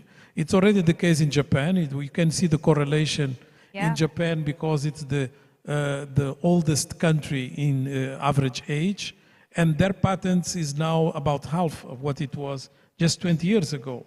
So Africa really, whether people like it or not, is competing with robots.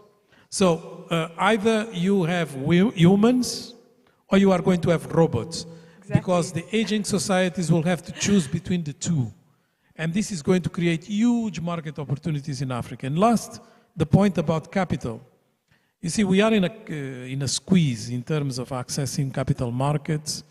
And we have been, over the last 2 days, debating a lot, rating agencies and how to harness, the possibilities for the continent to industrialize and this and that by mobilizing the capital and the investors. We forget two things. First, we forget that savings are very much related to age. So the more aged the population is going to be in certain countries, the more savings they are going to have. But there will be a point where these savings will have to find some returns. Right now, in their countries, they are all negative interest rates. Yeah. This cannot go on. Yeah. So that's one. And the second is that we never talk about mobilizing our internal savings, which are quite substantial. The pension funds have about 1 trillion, but it's completely going into vehicles that are abroad, not in Africa. Fantastic. You're a professor. I feel like we've learned so much just from that answer. It was brilliant. I want you to jump in here because we heard the demographic dividend on the continent that is staring us in the face, and we have so much opportunity. But we've also known the converse argument to that is we need skills, we need education, and we need to make sure that this new generation that is going to, I guess, completely change the continent needs to have something to look forward to. And it's up to us to make that happen.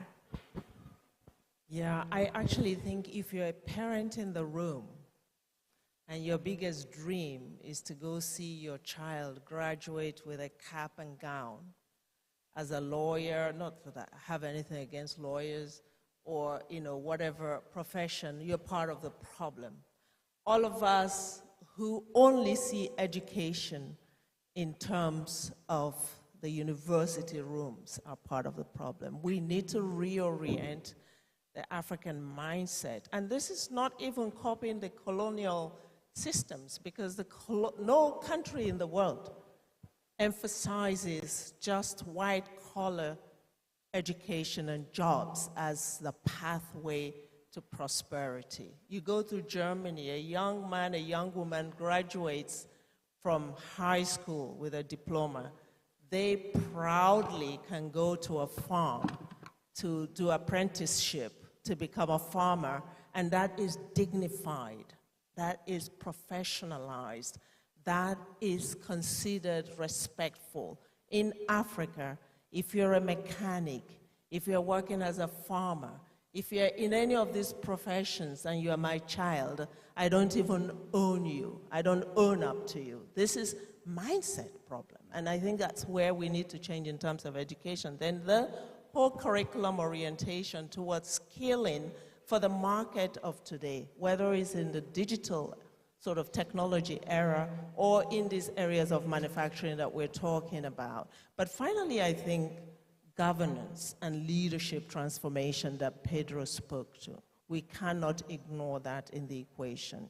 It took the government of Gabon, the leadership of Gabon, for Kanayo's initiative in Gabon to happen. If Gabon, as a country, had not opened their doors to that possibility by, in 2010, banning the exportation of raw wood, trees, the trees, the logs, as they are called, this would not be a possibility. So I really want to emphasize this idea that we also need leadership transformation and governance systems that respond to the needs of the market as an important equation, part of the equation. Dave, I want you to jump in here. Yes, round of applause. I know you're fantastic. You can come to lunch with me and Kanayo, by the way. You should come to lunch with me and Kanayo, by the way, because we're gonna be having a great conversation. I want to talk more with the ladies on the panel. Sorry, men. But Dave, I want you to jump in here. Look, I think from what we've heard is the increasing of value chains is absolutely vital, and the automotive sector, and we touched on this on the EV front. I want you to give me a sense on what's happening on EVs and whether we should be seriously looking at this as a solution. So you will see certain segments of mobility moving to electric quicker than others. Yeah. You're already seeing that in East Africa is driving two and three-wheel electric mobility along with public transport, because the public transport is easier to manage the charging infrastructure. We believe that you'll see passenger cars lagging, and that's happened in India, it followed the other two that I've mentioned before. I think the powertrain transition is also not a given.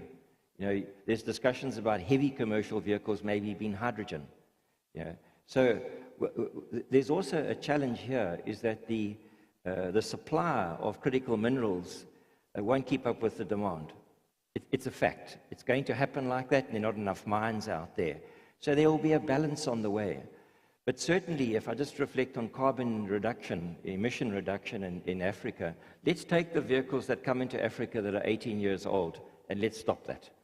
Because there's old technology, the catalytic converters that have been removed. Let's start managing what comes into Africa. And you can't just transition out of used vehicles immediately. It will take time as you develop the capability. So let's go on that journey and get that right. So the powertrain transition will be staggered. We're not ready for immediate electrification now. Yeah. The biggest driver is what you said, in affordability. Affordability is so important. It is. And we cannot ignore that, right? Yeah. But we cannot be a dumping ground for these aged vehicles. Absolutely. Flori, I want you to jump in here. And Yofi, don't worry, I have not forgotten about you. You can have the last word, because you're looking over us like the big brother, on the stage. Flori, I want you to come in here, because I think Carlos mentioned something really important that I really have been covering a lot, and that's the climate agenda. And the question that keeps on coming up is, can Africa truly industrialize with so much pressure that we're getting to try and make sure that we don't increase our carbon footprints? And the narrative is Africa should be allowed to industrialize and use its own resources. And yes, increase its carbon footprint, and perhaps we can do it better and a little bit cleaner, but it's not that simple. So what are you hearing in terms of, from the United States, in terms of Africa's ability to have the right to industrialize, but trying to make sure they do it better? So I think on the issue of energy transition, I think that there has to be a balance across the different areas. I mean, I know that there isn't going to be much investment in fossil fuels, right? but gas as a transition that then, you can get your renewables as well. But right now, there isn't going to be enough in renewables for Africa to actually meet its electricity demands. Africa is still far behind and needs to be able to develop. It needs it for its manufacturing, it needs it for its hospitals, it needs it for its, education in schools. They have to have electricity, and there has to be a way for Africa to use its natural resources to be able to develop in the same ways that the industrialized nations today were able to do that. But I think it's also true that they are not the major producers of global warming, but they are feeling the impact of it. They are hurting from what's happening in global warming. And so I think that the transition, there has to be enough time, there has to be enough flexibility in the financing that happens for renewables, but also for products like gas. I don't speak for the US government though, but I'm just saying that there is a discussion about transition, and I think that's what's important. The problem is the financing gap. This is another conversation. I mean, we need to have days on this, but thank you so much. Jofi, I'm coming to you last because I'm waiting for wise words and wisdom of how you're feeling, about how we can industrialize using our commodities, break these horrible cycles that we've, I think, eloquently laid out, and the ability to have strong enough companies that can endure the market forces that Kay was mentioning, really tap into our resources that are there for us. Tell us. That's a very big question, because at the end of the day, I think for me, the critical elements are, one, constructive policy and engagement of our private sector, and two, capital, the ability to raise and direct capital into the productive sector. And of course, we all know that in the past, without industrialization, many countries have struggled to develop. But we are now in the information and technology age, where I think Africa can leapfrog and be as competitive as anybody. But the issue of capital still stands supreme. I mean, if you look at the African continent today, less than 400 companies have a turnover of $1 billion a year. And so the issue of capital formation is still key. Now, are we in a position to be able to negotiate much better than we did before? Especially in this current crisis of climate change, where Africa it's been suggested that we should trap some of our resources and not have access to capital to develop from those resources. So we are in a bit of an enigma. But then it takes you to the next. So what has Africa used is money for, if it ever had it? And how can we do better now? And I keep saying that the future is much more important than the past. So with us in Ghana, at least the GIPC, we are working with Afrexim and AFCFTA to make sure that the Pan-African Investment and Trade Agency becomes a reality.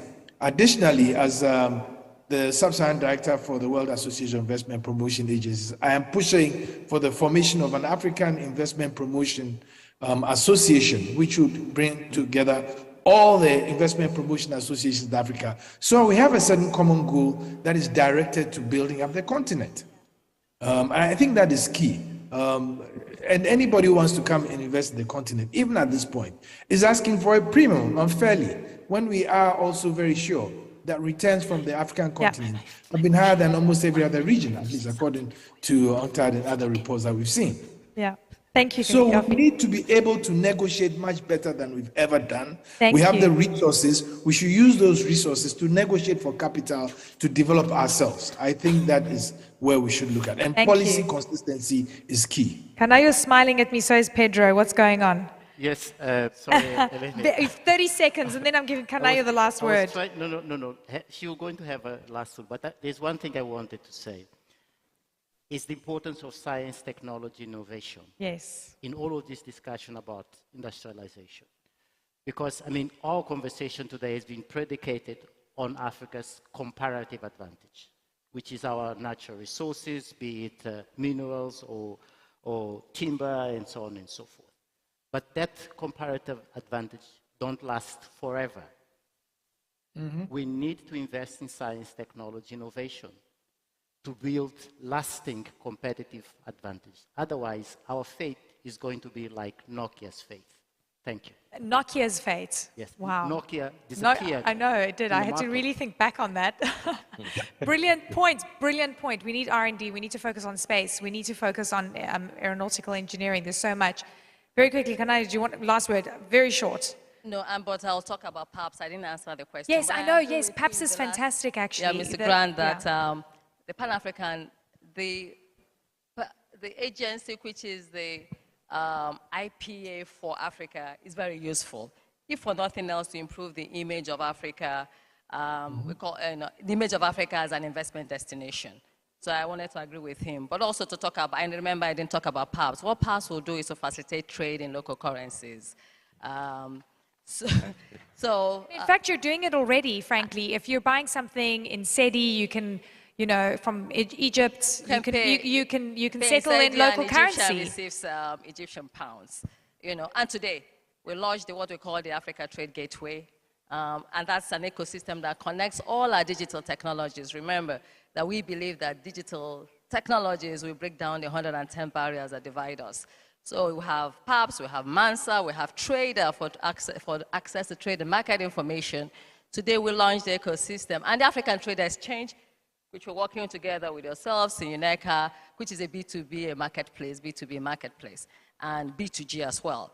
So the Africa Trade Gateway will connect all the digital technology to one ecosystem. So you come in, for instance, to get market information, it takes you to Mansa to do your verify the KYC information on a potential investor, then takes you to PAPS for settlement. And if you are looking for finance, you may start with a customer application form, application, and then meander in one ecosystem to all of these digital solutions. All I wanted to say was that in the next 30 years, you know, we believe that Afreximbank will still be at the forefront of redefining trade in Africa, and that we will continue to liberate. That's what we are good at. Execution capacity is very high to liberate ideas, both in the government sectors and in the private sectors. Thank you. You so much. Thank you so much. Round of applause, ladies and gentlemen, for my fantastic panel. It was fantastic to have you on. Thank you for your interventions. Thank you for your insights and your wisdom. And I look forward to engaging with you again soon. Thank you. Thank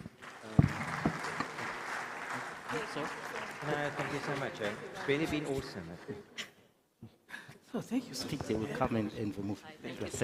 Thank you very much. Round of applause to our wonderful moderator from CNN, Eleni Giokos, for shepherding a very big panel on a very big subject. Now, we're nearing the end of the program. In fact, we're nearing the end of the AGM, but we still have a lot in store for you. Two more major sessions. Stay in your seats at the moment, because coming up, we're going to take a walk down memory lane, and then we're going to talk about sports with Didier Drogba and Asamoah Gyan. Now, I just want to, for those of you who were in the room when we talked about CANEX, I just want to remind you that CANEX is going to be at the Intra-Africa Trade Fair 2023, which is taking place on the 9th to the 15th of November in Cairo. So you can register on the Intra-African Trade Fair website. But I'm going to ask my colleagues, actually, because some of you were not in the room when we rolled the video that gave you a taster of the Creative Africa Nexus, or CANEX. So please roll that video one more time. Let's take a look at it.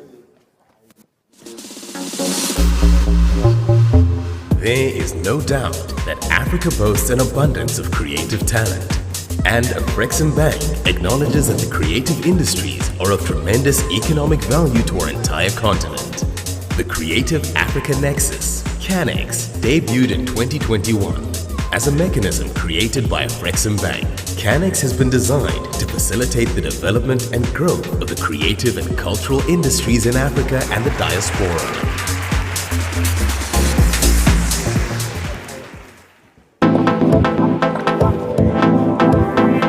The CANEX program is a key instrument of implementing a creative strategy. Quickly, we found out that the creative industry in Africa was crying for a nexus. They are crying to find that point where that will pull all of them together and they bring their ideas and also contribute solutions to the challenges they face. What we're doing is just essentially an extension of what we know to do, which is to support Africa and support African businesses. And in this place, it's particularly important because it supports African youth. We have been able to now begin to grow our film financing. We never had it before. We have a dedicated film production financing product that we use to support those in the film industry, and AAA is one of those that is benefiting, from that facility.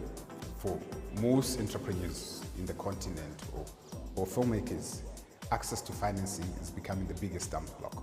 So it was a painful process going from bank, trying to beg, and then the client said, listen, have you checked this bank called Afrexim? Creative economy has got that potential to have a massive upside. Afrexim understands that. It's got, of course, the return on investment at whatever percentage they give you.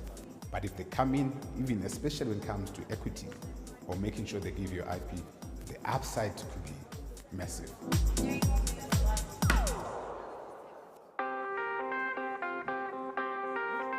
We're big on capacity building. We think there are gaps there, and that's one of the things that Afreximbank has tried to address, the capacity, skills, knowledge gap.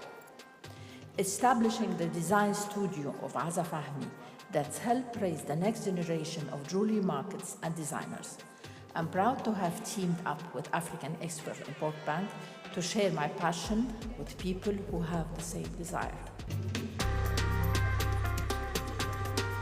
And so we launched the Cookout Africa as a partnership between my company and Afreximbank. We've hosted 10 cookouts across the continent. Well, we're out here at the Canex Music Factory interacting with the local artists with the Afreximbank, which is showing through this program of Canex, and I hope we're going to have a fruitful, massive One Africa, One Village, showcasing our cultural spirit.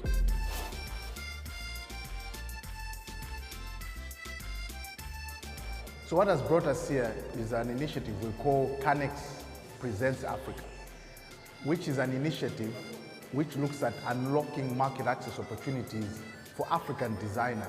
Being part of the Canex group is really phenomenal because my journey with Canex started last year when we showcased at Portugal Fashion Week.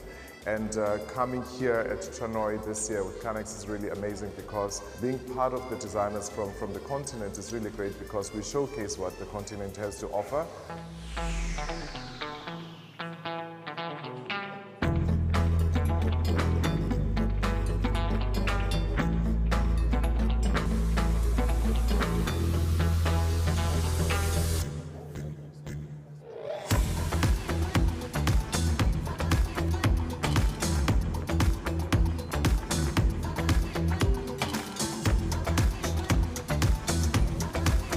Message from all of this is that you should know that Afreximbank is behind you. As long as you're an African, you come to us, we will support you.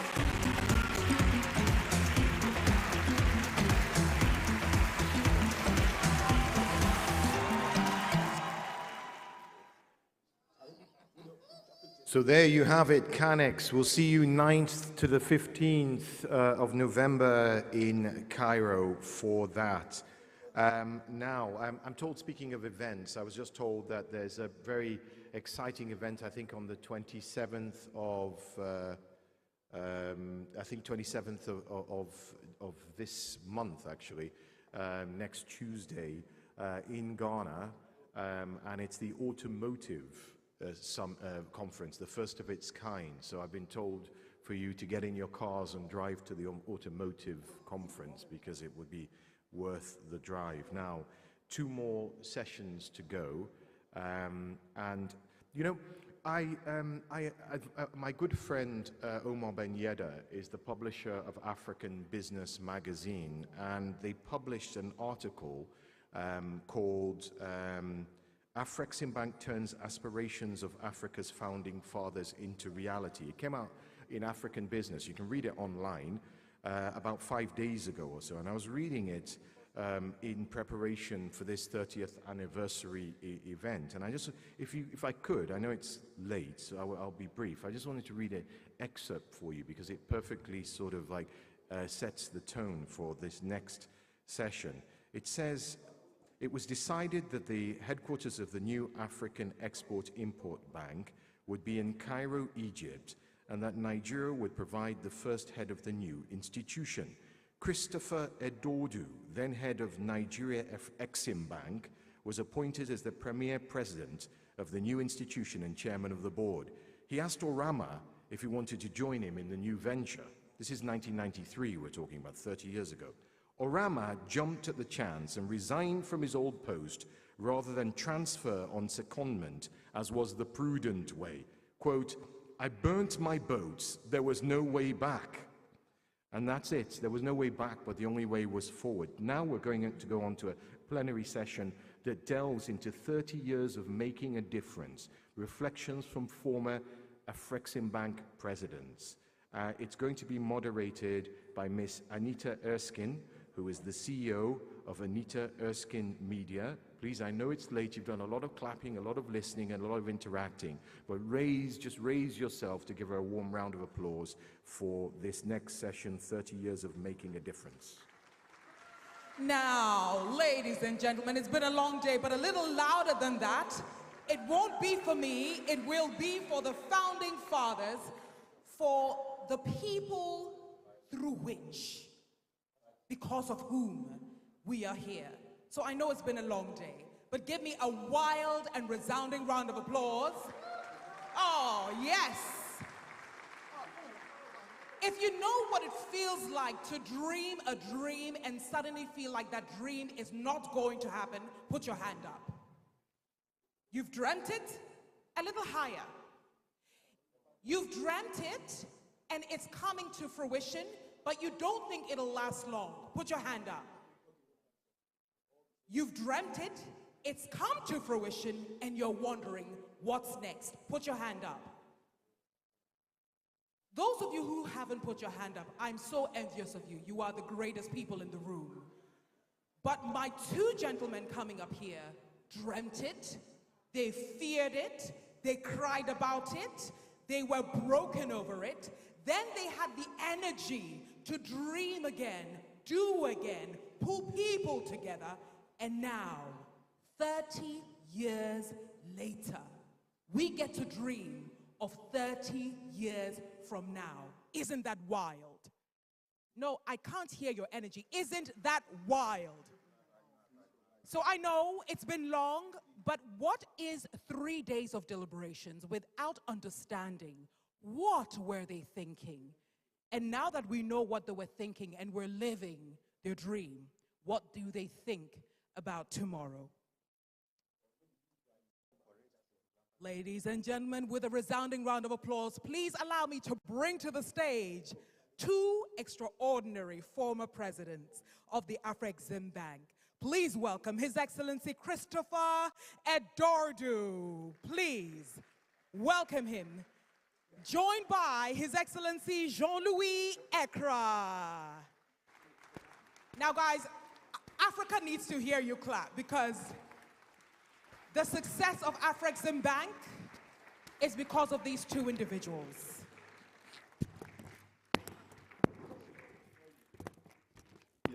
Your Excellencies, good evening. You're welcome. Are we going to mic him? Sir, you may take a seat, please. Where do I sit? Here? You may sit in the middle. Thank you.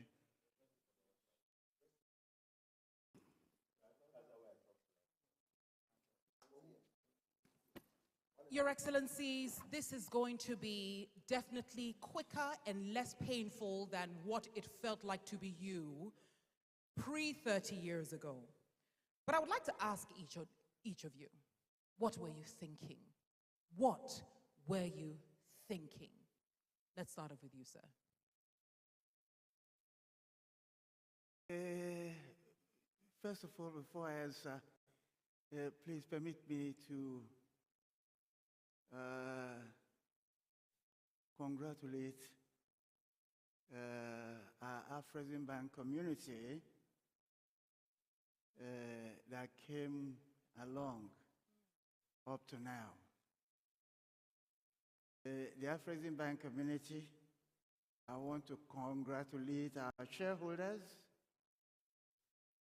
who, in spite of all the difficulties and all the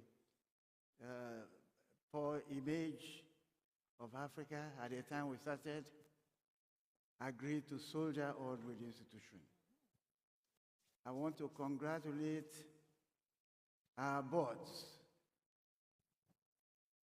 present and past, who provided the leadership capacities, the skills, the guidance that led us to today.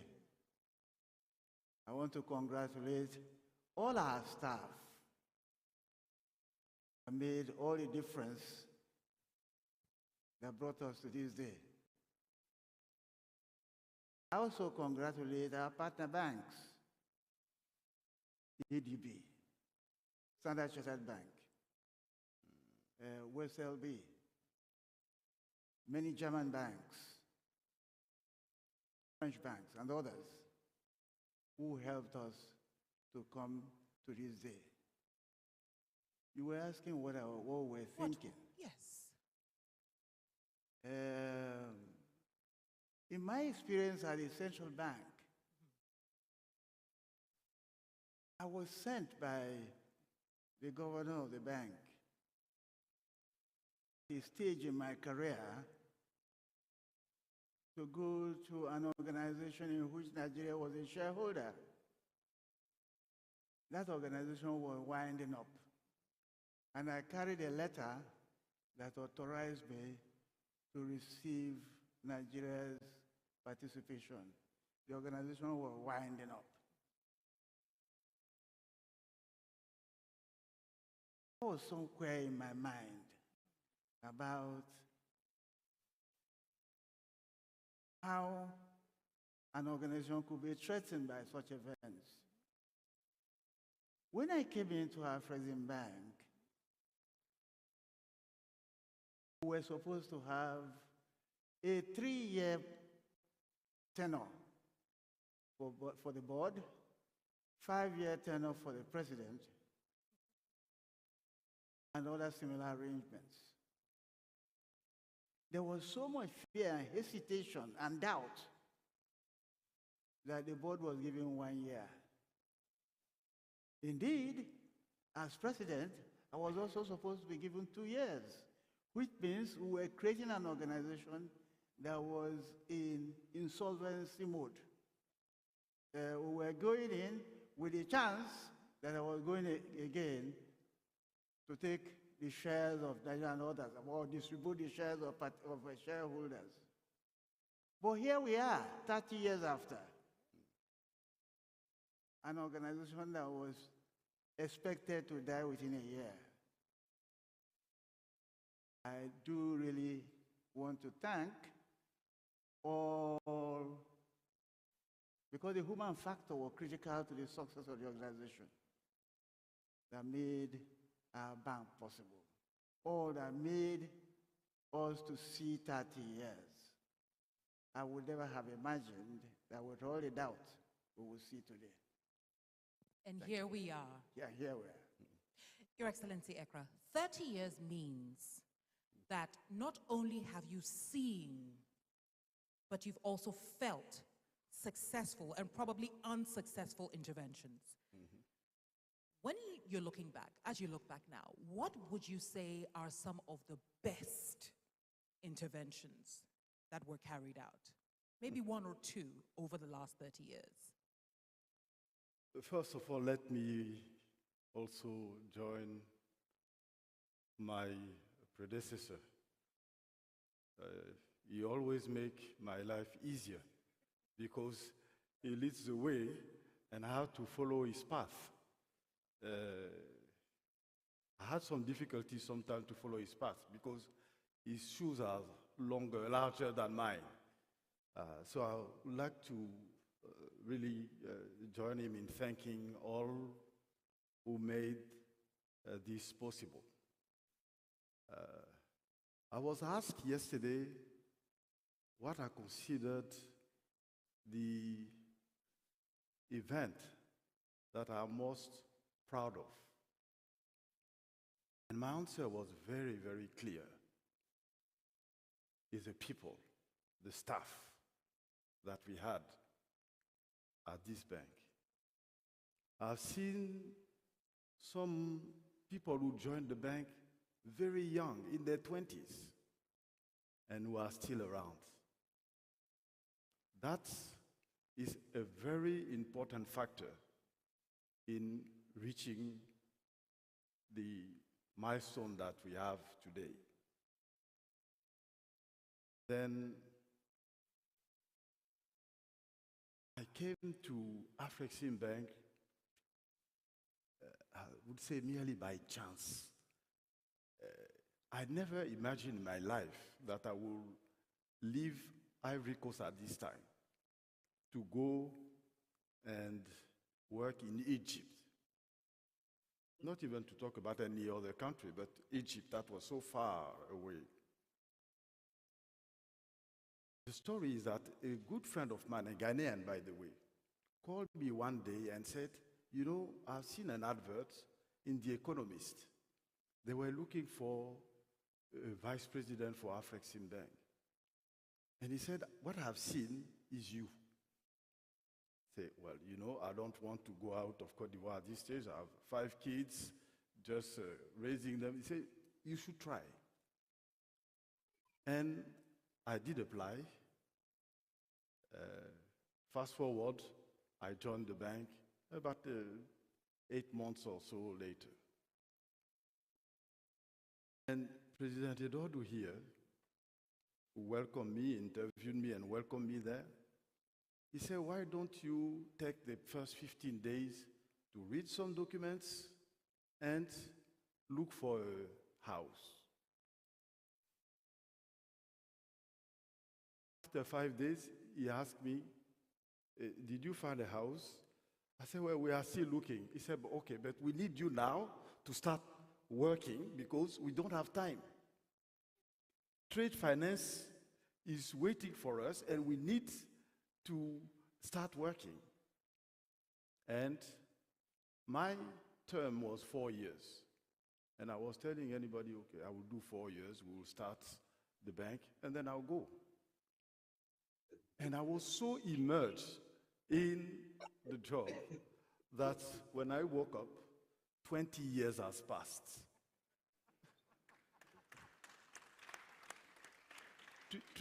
Trade finance is a virus.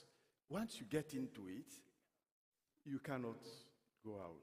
The other thing is our continent. If you start getting some passion for the continent, then you hardly sleep. There's so much to do in this place that you wake up every day and by the time you go to bed, you know, you have not finished what you wanted to do for the place. Ready to come back to probably more specific events. One, I don't remember exactly that year, but we had an emergency. There was a crisis in, there was always crisis, by the way. There was a crisis in Russia, and the Ghanaian wanted to raise money, and it was urgent. The president called me, and I was an executive vice president, not supposed to start writing credit memos. And it was late at night, and he said, this thing has to go tomorrow. So you are going to write the credit memo. You have to have it approved tomorrow by the executive committee of the board so that we can disburse the following day. That's what happened. We spent long night preparing the document. And I never forgot that, because the Ghanaian thanked us because we were relevant. That's the most important event that I could recall. And of course, there's so many things that we've done over the years. But to answer what is more fresh in my memory today is this event. Excellency Dordu, I heard Mr. Aliko Dangote on Sunday, and he was praising the intervention of Afreximbank in the rollout of the factory, the oil refinery. And he was talking about how this wouldn't have been possible without the intervention of Afreximbank. Now, when you think of Africa's industrialization, is this a necessary trend to go in the direction of investing, partnering, collaborating with large entities? Is this an urgency for the continent? Collaborating with who? So we're talking about collaborating with large industries. We're talking about industrialization being the current trend. As an example, with the oil refinery that was inaugurated not too long ago, that Aliko Dangote was referring to and thanking the intervention of Afreximbank. Is this the trend that we have to follow if we want to highlight the urgencies around Africa's economic growth? Thank you very much. This is a very interesting question, and I would like to provide some background. When I listen to my team talk about industrialization and Afreximbank intervention, it fascinates me a great deal. Let us look at a number of environmental issues that existed at takeoff of Afreximbank. First of all, the well-beaten issue of Afro-pessimism. Nobody wanted to deal with Africa. And the way Africa is discussed is that it is conceived as a self-fulfilling outcome. So we define Africa in various ways. Africa is sub-Saharan Africa. So that when you put the variables together, you will remove the North Africa that was somewhat more developed, so you get variables that are negative. If it was going to be positive, you remove South Africa. So you say, Africa, remove North Africa, remove. That is a pessimist Africa. If you're going to be positive again, you remove Nigeria. So the Africa that was left was always coming out as the pessimist Africa. Industrializing such a place with bank money, very, very difficult. Now, the kind of sentiment that comes with that to banks, and especially international banks, was negative. There was no way for intervention. So one of the sentimental issues we had to address was to conceive of a different Africa. And that was why we designed what we called Africa in Figures, that created the continental Africa as our Africa, not sub-Saharan Africa, not Africa without South Africa and Nigeria, so that you have a negative. But unfortunately, the images that come out, the sentiments that come out about Africa affects even countries other than those included in the negative Africa. So if you were going to say the investment environment for the skeletal Africa is negative, that image is transferred to Egypt, it's transferred to all of North Africa, to even South Africa. The second issue in the environment was that we started at a time of reform.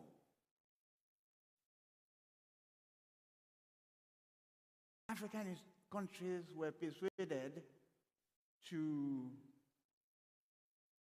dissolve some of their old trading institutions. Remarkably, Ghana was the only one that did not jump at that recommendation. And that is one of the reasons why our first transaction was with Ghana Cocoa, a stable institution. Further, had been saddled with images of institutions that do not last very long.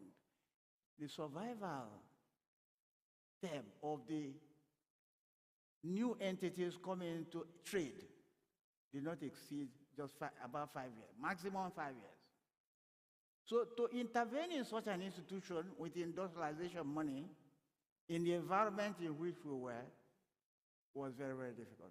I want to point out, it is remarkable that we have transitioned from the pessimist Africa to the continental Africa, and then I look at what Professor Rama and our team have put there, we now have a global Africa. The transition from the pessimist Africa to the continental Africa, a more optimistic Africa. Now, Professor Rama tells us that's not even the only Africa that was possible. You don't have a global Africa. And yesterday, Ambassador complicated the matter further. He said, not only are you going to have a global Africa, you have a universal Africa. Yeah. Now, who is included in continental Africa? Everybody that is in geographic Africa. We thought that was the end. Professor Rama included Africa in the diaspora and Africans in the Caribbean and elsewhere. That was now our global Africa. Yesterday, the President Obasanjo told us, no, that's not enough. You now have, because all man originated in Africa. So technically, all man is African. So, he says, the Africa is the universal African. With these kinds of Africas defined, our intervention, though cautious initially, because of the way we were focused, the way Africa defined itself, we got into industrialization cautiously and slowly.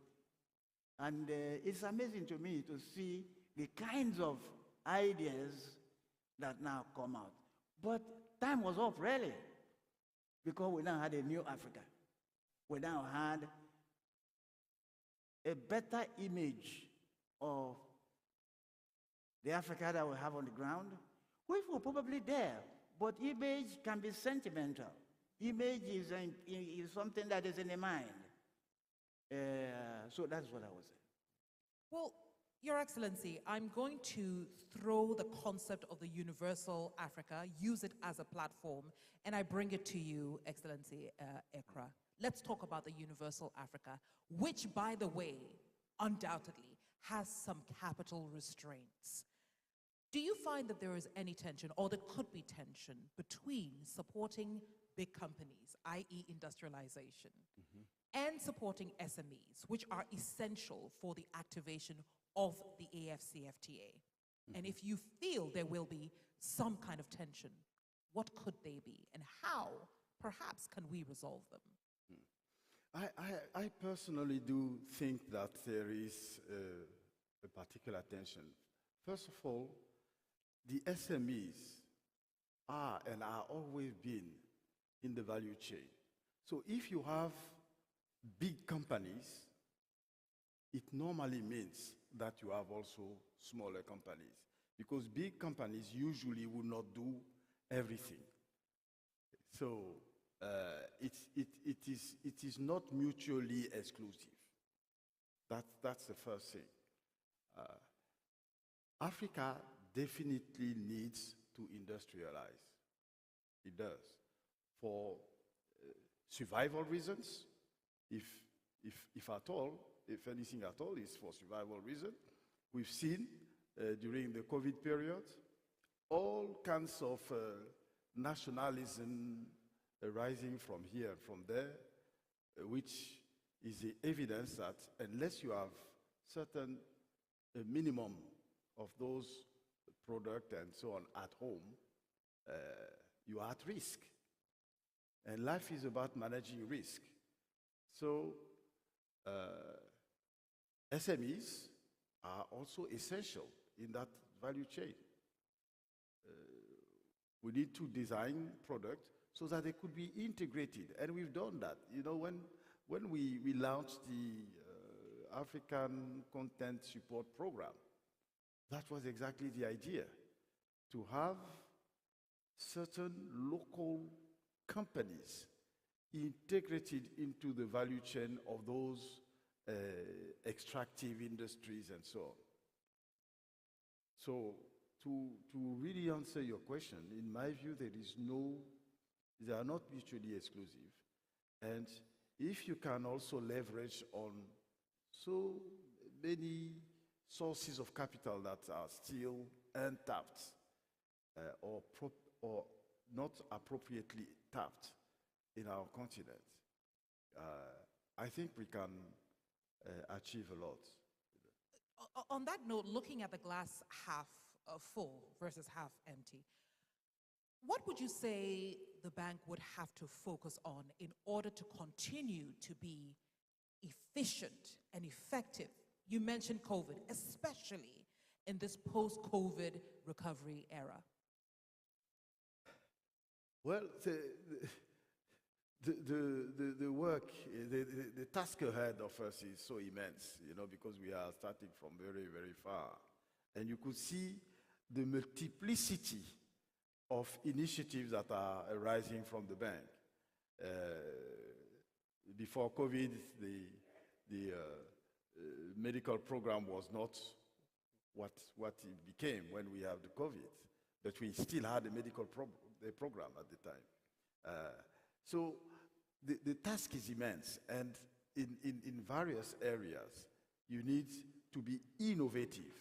You see, when people are talking about innovation, usually there is a feeling that you are talking about AI or the like. But innovation is everything. You know, to solve any problem, you normally have to innovate. When we started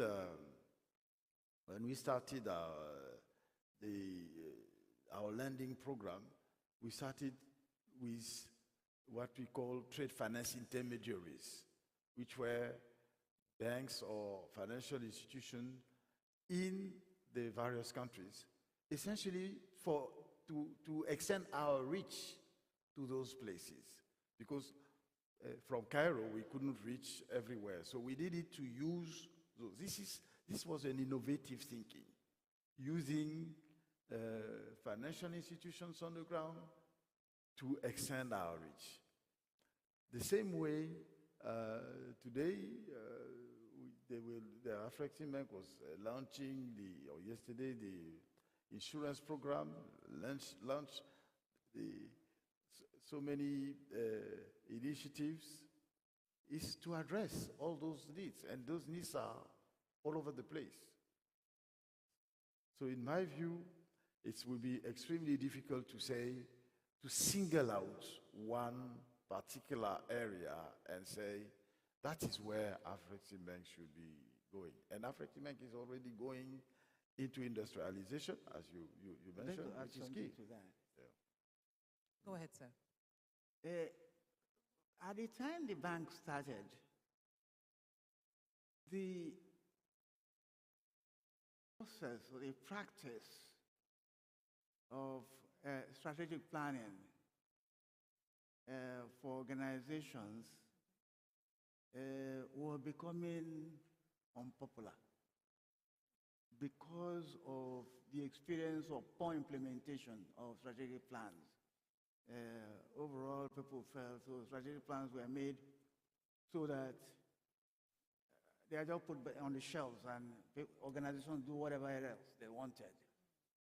But when our team started, we thought we could do strategic plans with our intention to implement them.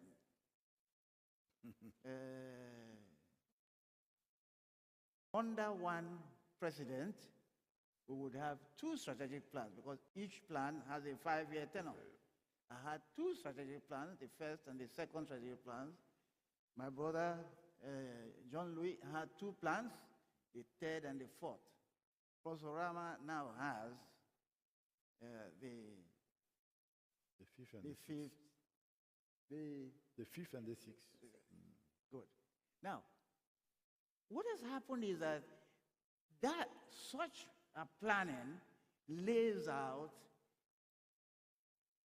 a program for each president, and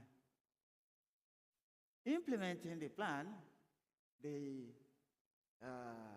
team, with the leader of the team, has something that they focus on as a compass that leads them.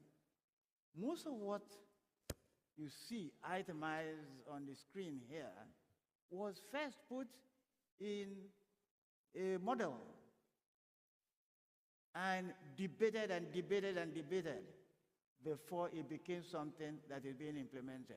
So one of the effective ways of doing what has happened now is the process of planning and systematic, effective, determined implementation of the plans, not just to have plans. Secondly, many of the plans were then broken down into activities.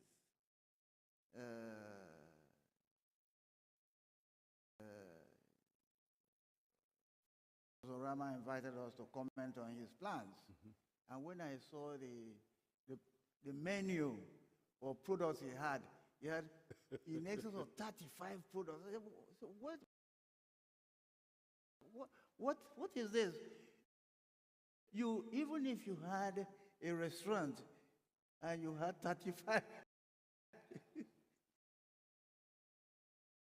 maybe in Chinese restaurants and India, you would have 35 products. Orama is a person that would have that kind of. I'm just going to adjust this for you. Sorry. Pardon. Sorry. We're having a little too much fun here. Okay, good. The other thing is that I decided and I persuaded the team that each president should have, because the environment was full of problems. I think a well-known British economist was saying that it was pointless for Collier. It was pointless talking about African problems. Just one moment. Stop right there for me. Can we please have somebody to fix his earpiece, please? Can I have somebody from sound to fix His Excellency's earpiece? Because this story is too juicy to lose. Very quickly, please. Can I speak? Yes, you can speak. We can still hear you. Go ahead while he adjusts it. Well, Collier was saying that it was pointless talking of African problems because the problems are everywhere. Everywhere. So, what was more interesting is to talk of African solutions. So we decided that each president will choose one of the critical areas of African problems, trade problems, to address. I chose export development. Why? Because from my former bank, I had come with the notion of export development. A good deal of what we did, each president will not finish implementing everything. He will implement something up to where he finishes and the rest will carry on. John Louis chose medical tourism and one other item. We didn't know Rama was going to be president, but eventually he chose intra-African trade. But Rama was remarkable. he was self-critical. He played a major role in designing our previous plans, which had components for intra-African trade. But he turned out, he said, all the intra-African trade we've been doing prior to his time was rather superficial. And I said to him, you are criticizing yourself. He said, what we should do, we can do more. But he has succeeded in doing a lot more in intra-African trade. So that process of strategic planning, each president selecting a focus has helped. Of course, in my time, we started a small venture capital. Our board approved 30 million. Kitomari, you people approved 30 million. But we didn't implement it. We now have a fund for export development, which is a venture capital. The venture capital we started, it will continue to improve. President Ekra's medical tourism didn't finish being implemented in his time. It carried on, and it was now implemented under Orama, whose focus was really originally intra-African trade, but he had to implement any unfinished business that were coming earlier. So he implemented centers of medical excellence, which will continue to other places. In fact, yesterday he was hinting that some of the initiatives in intra-African trade to go beyond his tenure. Certainly, there are many things that are still left to be done. I think there is something that we keep hinting at. Afreximbank alone cannot industrialize Africa. You need other participants to join in industrializing Africa. They have started with industrial parks. Those industrial parks were Afreximbank led. That's right. I anticipate that to continue that process, down the road, maybe after Orama or later next year, they will have to sell those industrial parks. They have to corporatize it and sell it to somebody so that they go and set another one. Because a venture capital project, if you get my... That's right, of course, yeah. So they cannot continue to own it. That's normal. So they get it out. Maybe even for the centers of medical excellence. After they've been set up, Afreximbank will as a venture and exit it once it is running. When you started it, then it has to be self-sustainable, and then you can use your resources for other things. For other things. Yes. That's. I want to just because go we're ahead, talking about strategic plans. When you make a plan, it's a plan. It doesn't mean that everything will happen. And you find things on the road. I remember vividly that when we started our third plan, and we had planned to get long-term resources. And to get long-term resources, either you get them from other development banks, or you go to the capital market to raise money. Go to London, New York, or wherever, and you address investors, those who are prepared to give you money for 5 years and come back in 5 years and say, give me my money back. In that process, we needed to do a rating, which was a huge debate. Have someone to come and give you a rating and say, this is what you are worth. And once you've done it once, you're stuck with it because you will have to do this all the time. So we did prepare our first rating. And to prepare your first rating, you have to, of course, prepare your balance sheet and your income statement and so on. When we were ready, wanted to go to the capital markets, Then they had the subprime. Say, no, let's wait a little bit. Subprime crisis. And then the financial crisis itself. So we went on the roadshow to present our bank. People were happy about, they were happy about the risk. But then they say, yes, but you know, we don't lend to each other. Why do you think we should lend to Afreximbank? After Lehman Brothers collapse, Citibank started having problems. All the major banks started having. So why do you think we are going to give money to? All those you have to find good answers to that, because you want to make sure you start implementing your strategic plan. And the cost of the money that they wanted to give us was such that if you get money at 8%, to whom are you going to give it at less than 12 or 13%?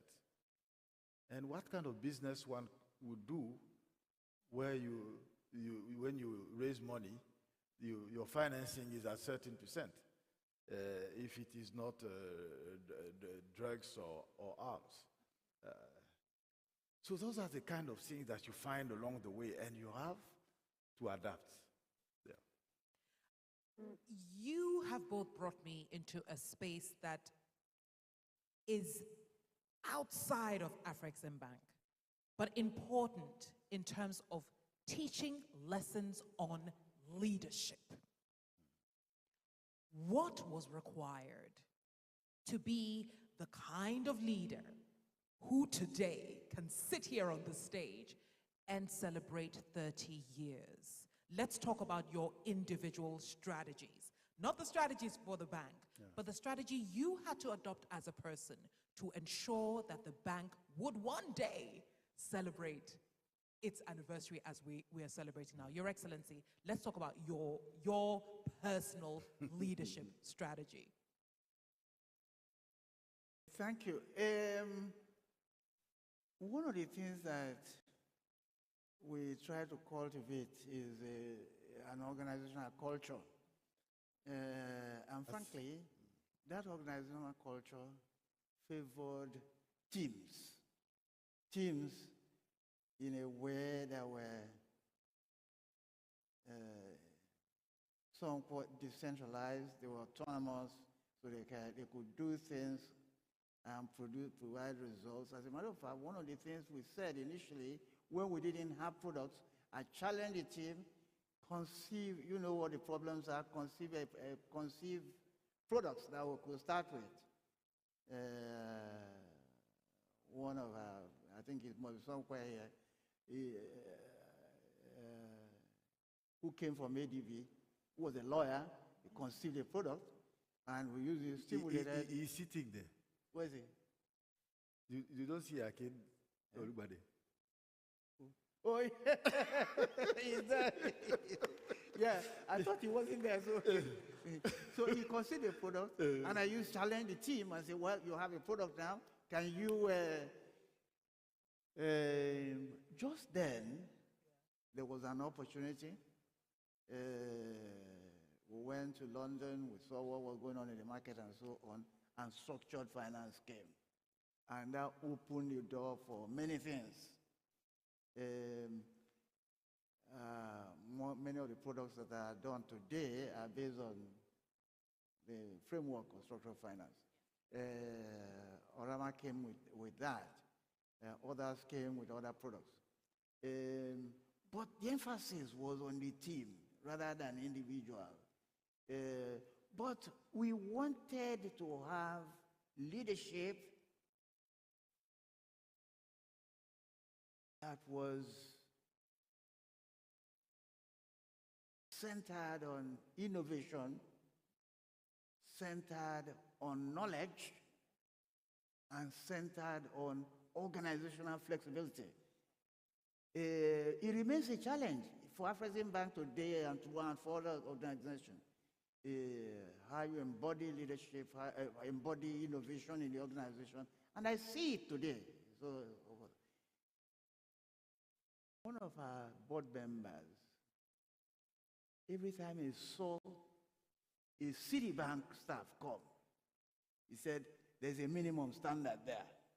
Why? Because the organization had inculcated that. It was my intention that people will leave Afreximbank and anybody looking at them say, there must be a minimum standard there. So, we wanted an organization as a leader now, that would have innovation, that's knowledge-driven, that will have flexibility. And we wanted also to provide a leadership that was not based on charisma. Charisma often leads in a direction that is too self-centered. So I had known from my previous bank how charisma can create problems for organizations. I thought elements of servant leadership based on knowledge, based on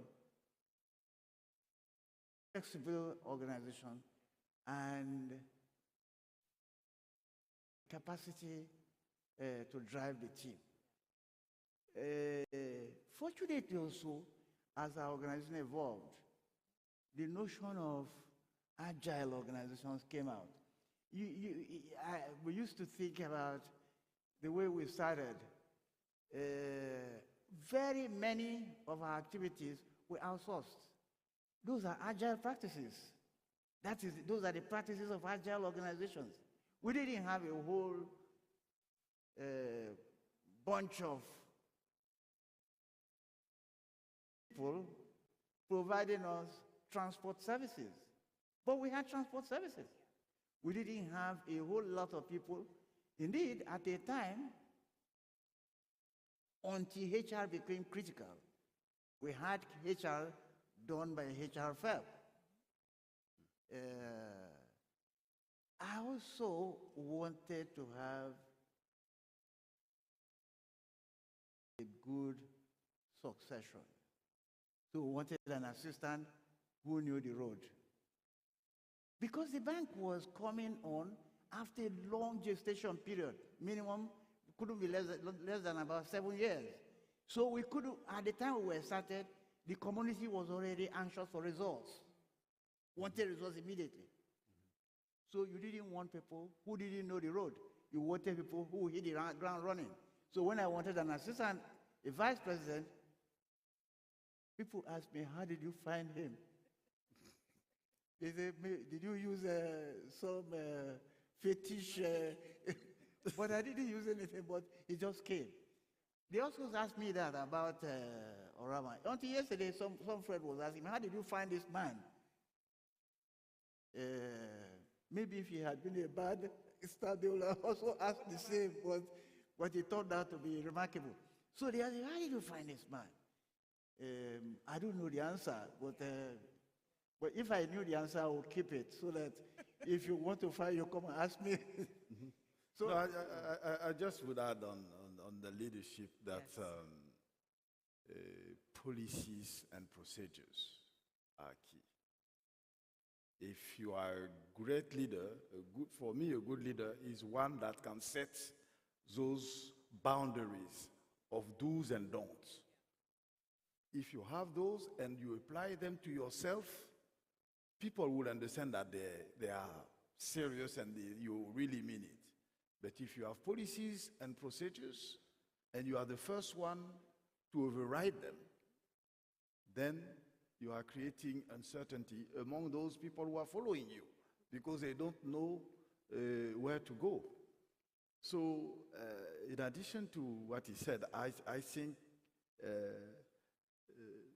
saying what you will do and do what you said is showing the way for good leadership. It's key.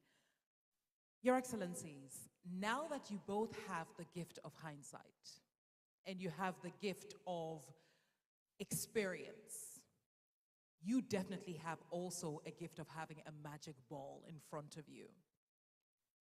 I would like each of you to take us to, what I call the concluding part of this conversation with what the calls to action would be for Afreximbank to celebrate another 30 years. I know that if you both had the power, it'll just be literally a magic wand. But you've given us the gift of wisdom and leadership and strategic planning, and we appreciate that. But take us into the future.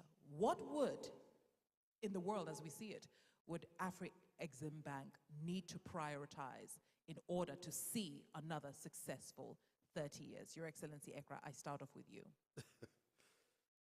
I wish I could know where not only the world, where Africa would be in the next 5 years or even 10 years.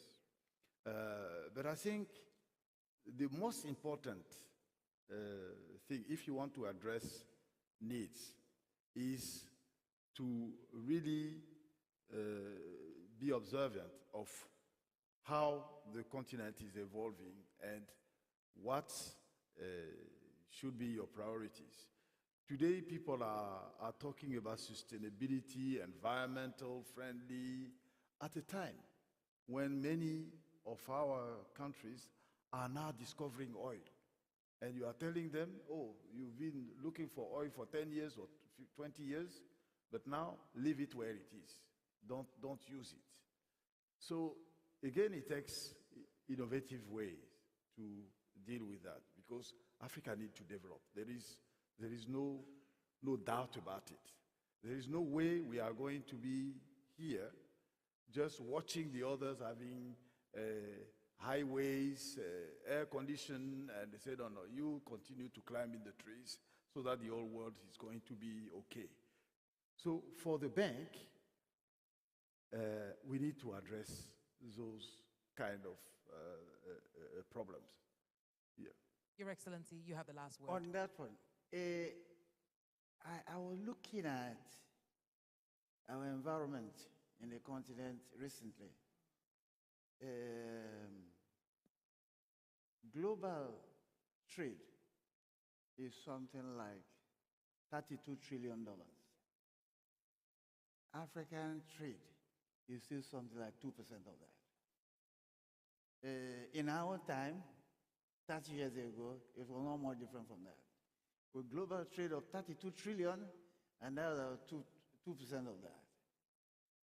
I look at 54 African countries, and I look at the balance of trade. In the last 3 years, 45 African countries had negative balance of trade. Some, in fact, at our last meeting, a few were already on the way to on IMF programs. So the environment is still very difficult. I asked Orama, how are you going to operate in this type of environment? What I'm amazed is the business is still going on in spite of all the very difficult, very, very difficult environment. A typical traditional banker would say, give up.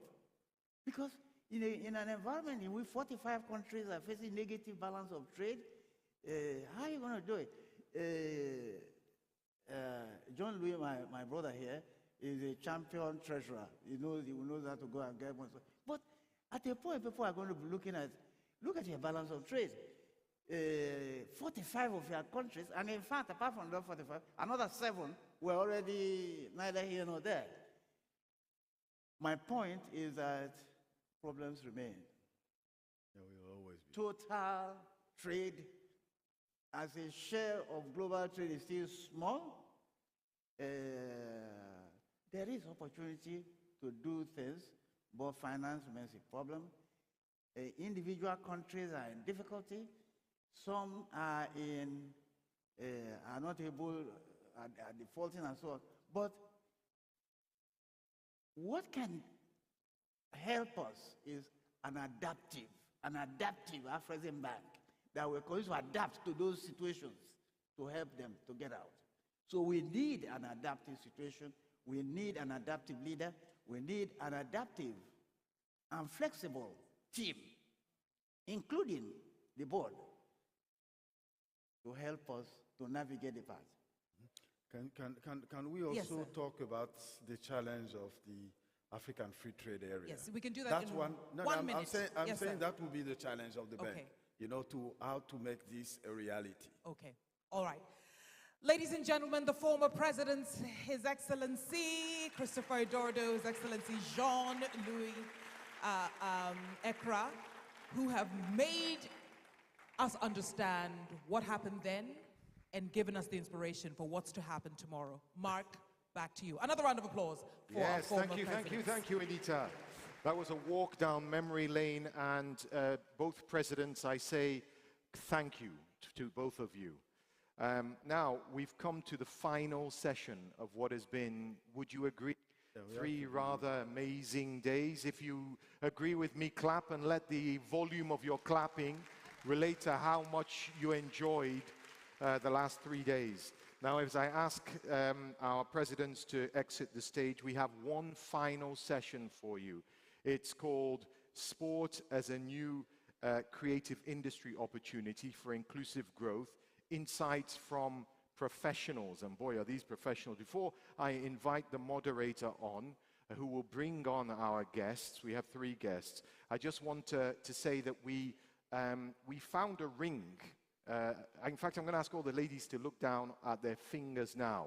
Are you missing a finger? No, just kidding. Are you missing a ring? Are you missing a ring? So there's a ring that we found. It looked quite expensive, lovely ring. Could be a wedding ring, whatever. So if your fingers are missing a ring, then please go to the technical booth over there, I think, and they have it over there.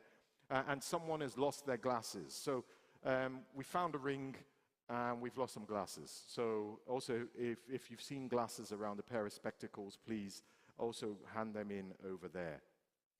Without much ado, I said the final session for the final day of this annual general meetings of Afreximbank 2023 is called Sport as a New Creative Industry Opportunity for Inclusive Growth, Insights from Professionals. Wow, that's an understatement, professionals. The moderator is Miss Mujibade Shosanya, who is the, I believe, creator and the presenter of the Mujibade Show, which is going to air very, very soon, probably across Africa. I'm going to allow her to come and tell you who her amazing final panelists are. Please give her a warm round of applause.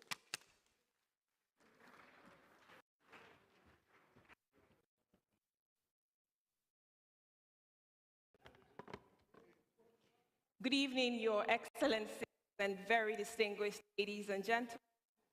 Good evening. Smile. I know it has been a long day. It has been nothing short of refreshing, impactful, and enlightening for the past couple of days. And we're now down to the ultimate panel conversation, 30th anniversary and meeting. Let me start by extending a very warm congratulations to the Afreximbank under the impeccable leadership of the President and Chairman, Professor Benedict Orama, on 30 years of significantly transforming trade in Africa. I think they deserve a round of applause. Thank you.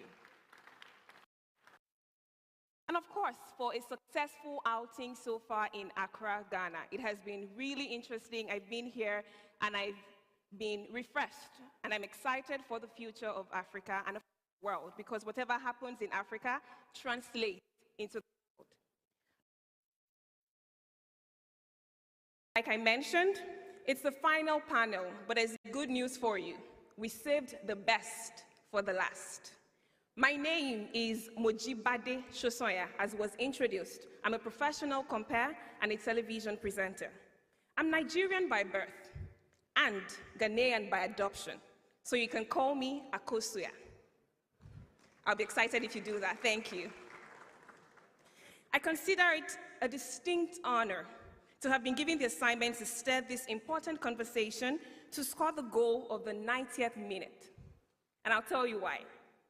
But before then, I'd like to specially applaud everyone in the room. I think you deserve a round of applause, so please give yourselves a round of applause. You have stayed up until this moment. You are fantastic, and we thank you. We'll move on very quickly, and I'll be introducing my panelists. At this point, it gives me great pleasure to now make welcome our highly distinguished and eminent panelists. Please give them a warm round of applause as I introduce them, in no particular order. The first is the one and the only Didier Drogba, President, the Didier Drogba Foundation. Didier Drogba in the house, ladies and gentlemen. Please give him a warm round of applause. Thank you. Coming up next to join him, we have a Ghanaian professional footballer. Let's make welcome one of our own, Asamoah Gyan. A round of applause.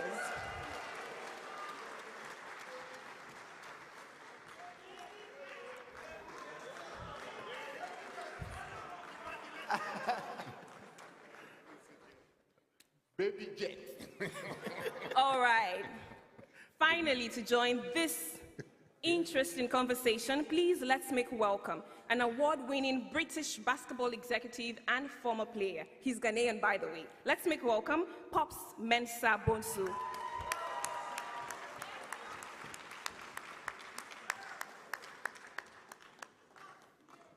It is such an honor to do this. Let's get started.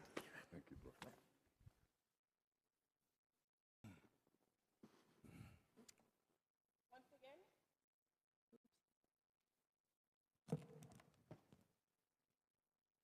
Once again, good evening, Your Excellencies, and very distinguished ladies and gentlemen. So my first confession is that I feel so powerful right now. I mean, I'm sitting with these legends. Please give them a round of applause. Thank you. Just like Mark introduced, our focal point for this conversation is sport as a new creative industry opportunity for inclusive growth. And we're going to be getting insights from professionals. Now, I have an award-winning British basketball executive, Pops Mensah Bonsu. I have two top-tier A-list footballers, two most accomplished out of Africa, and I've given them a new name now. I call them FOFA. FOFA means Face of Football in Africa. I just decided that, and I've given them the name. Although, rumor has it that if Professor Orama was not a banker, he would have been a footballer. Okay, that's on a lighter note. Thank you so much, Pops, Didier, and Asamoah, for joining us on this very vital conversation. For all three of you, you have done an incredible job placing Africa on the world map. And not just that, I think one thing that is common with all three of you is that you're passionate about social change. So this conversation is putting a round peg in a round hole, and so we're just going to get started now because we do not have time. Now, without much further ado, we will get on with this striking conversation with these striking personalities. If you know, you know. Now, sports can play an extremely important role in creating jobs and positively impacting economic growth, especially in emerging markets. We're seeing the sports industry regularly partnering with other creative industries such as fashion, music, and art to bring people from different backgrounds and cultures together and ultimately creating a sense of community through inclusion and diversity. These events themselves directly impact business who position themselves to cater for the needs of sport fans and supporters in attendance, from food and beverage businesses to those creating and selling sports souvenirs and memorabilia. Now, we see the transformation that happened in Nigeria right after the creative industry was a matrix used in rebasing the country's GDP. So the creative industry is actually very critical. But what then happens is we miss out sport as a critical factor in the creative industry. So this conversation is timely, and I think it's just appropriate. So we're going to get on with it immediately. My first question will be to Mr. Didier, right? As a professional footballer, I mean, you've played in that space for a long time and at the highest level. Do you believe that sport can drive inclusive growth, especially in emerging markets? Well, good afternoon, everyone. It's always a pleasure and an honor for me to be back in Accra. I really feel at home, and to be here with my brothers really makes me... No, he's not my brother because he didn't tell me he was in my country, so... Now I remove my glasses. I apologize. Accepted. I'm in your country now. Apology accepted on his behalf. I was asking him, where did he pass? Did he pass through the immigration? Because I didn't know. Ghanaian diplomatic passport, I said. I knew this conversation was going to get this way, but I'm loving it. I'm loving it. No, All right, I really believe that the experience we had playing abroad gave us a lot of information, a lot of experiences, and we have to take it back to the continent. And regarding football, I think we need to change the way we see football.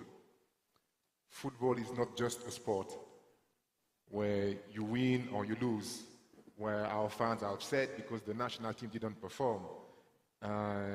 But football is watched, by millions and millions of Africans.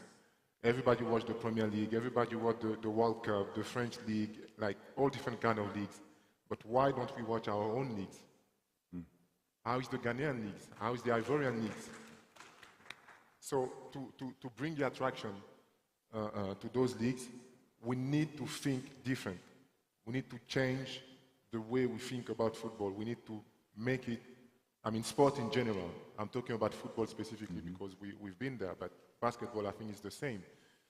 We need to bring it to an industry. It has to become an industry. For me, the best example is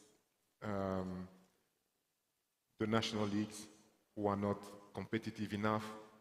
Why? Because the players are not paid, because there's no quality of the pitch, because the managers are not so qualified, not as qualified as in Europe, for example, and all these different kind of things can generate growth and jobs.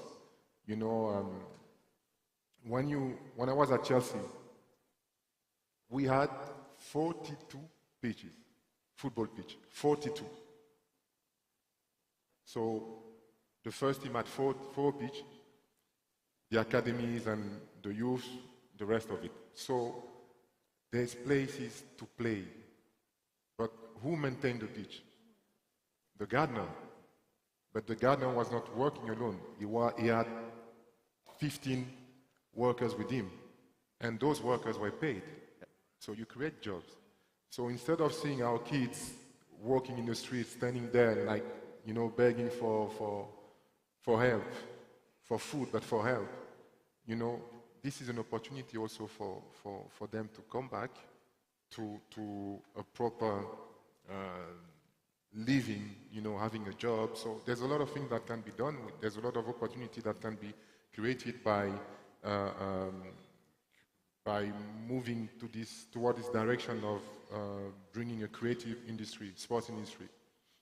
Absolutely. Thank you so much, Didi. I think you have talked about thinking differently and bringing attraction to our own sports. Thank you very much. But I'm going to ask you, Pops, right? So you've played professional basketball at the highest level.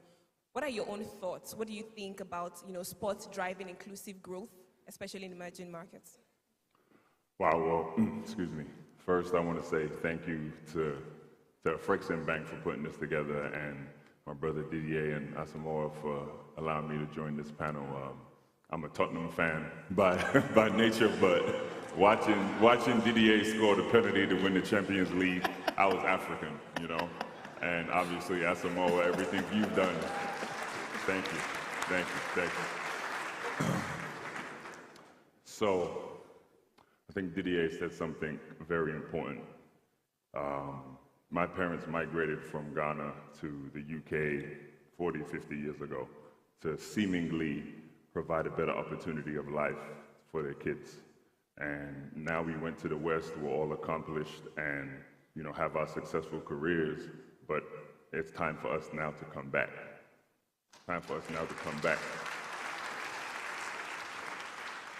When you go to the West, yes, you pick up some of the practices, you learn some of the ways, but you don't learn it to keep it. What's the point of having knowledge and experience if you don't share it? But you're supposed to share it at home.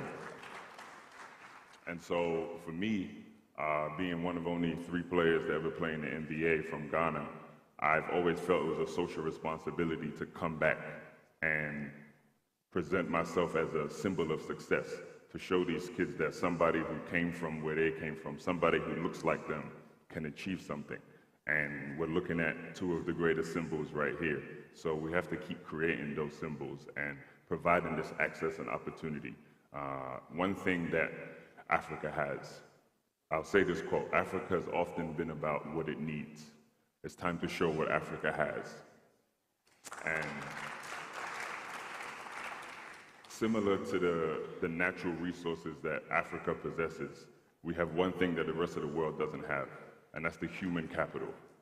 You know, they often say Africa has natural talent physically, natural athletes and whatnot, but what they don't have is the infrastructure and the resources to build on that. We go to Chelsea, we go to the West and see, you know, the NBA teams and see all these resources that they have. We have to level the playing field and provide that here in Africa.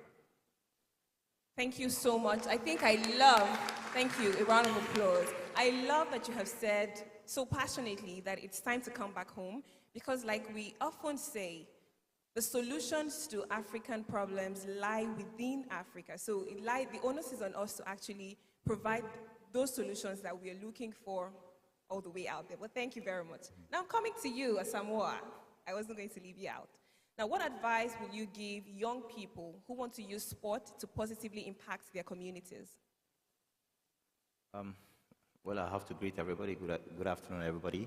And thank you for having me here. Although Didier is not my friend for now, but yeah. All right. I think when we were kids, we didn't have that opportunity to play in the highest level, like talking about it, high texture of grasses and everything. We were playing on gravels, you know, back then, and there wasn't things like academy or those things. We were playing on the street, and for now, I think this is the time, as he said. We are improving, although there are much more room for improvement. For me, when I'm talking, sometimes I use myself as an example. Creating jobs has been one of my things because we didn't get that chance. So, fast forward, even now, I have been organizing little tournaments for these kids. We just even ended the Baby Jet Under 16 tournament. That was last week. And guess what? We were feeding 1,002 children.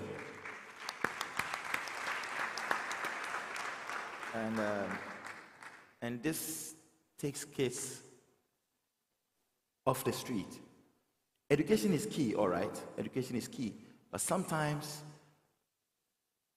where are these individuals who take their kids to school? Because of that, they just sit down, the kids end up becoming illiterate. But at least, me being up there, being an idol, being a role model to these kids, why don't I take them off the street? And guess what? Thanks to DSTV, Supersport, we spoke to them, and then we gave them the exposure. Some of the games were telecast live on TV. And just watch these kids who have their parents in the village. They don't have to watch their DSTV, but when they realize their kids are playing live, sometimes they have to just travel, pay the travel like 30 minutes just to go watch their kids live on TV. And this brings positivity in the sport. I know there are a lot of questions coming, but what I want to say is sports, it's now creating impact a lot in this upcoming generation. And somebody like Didier has done a lot for Africa. When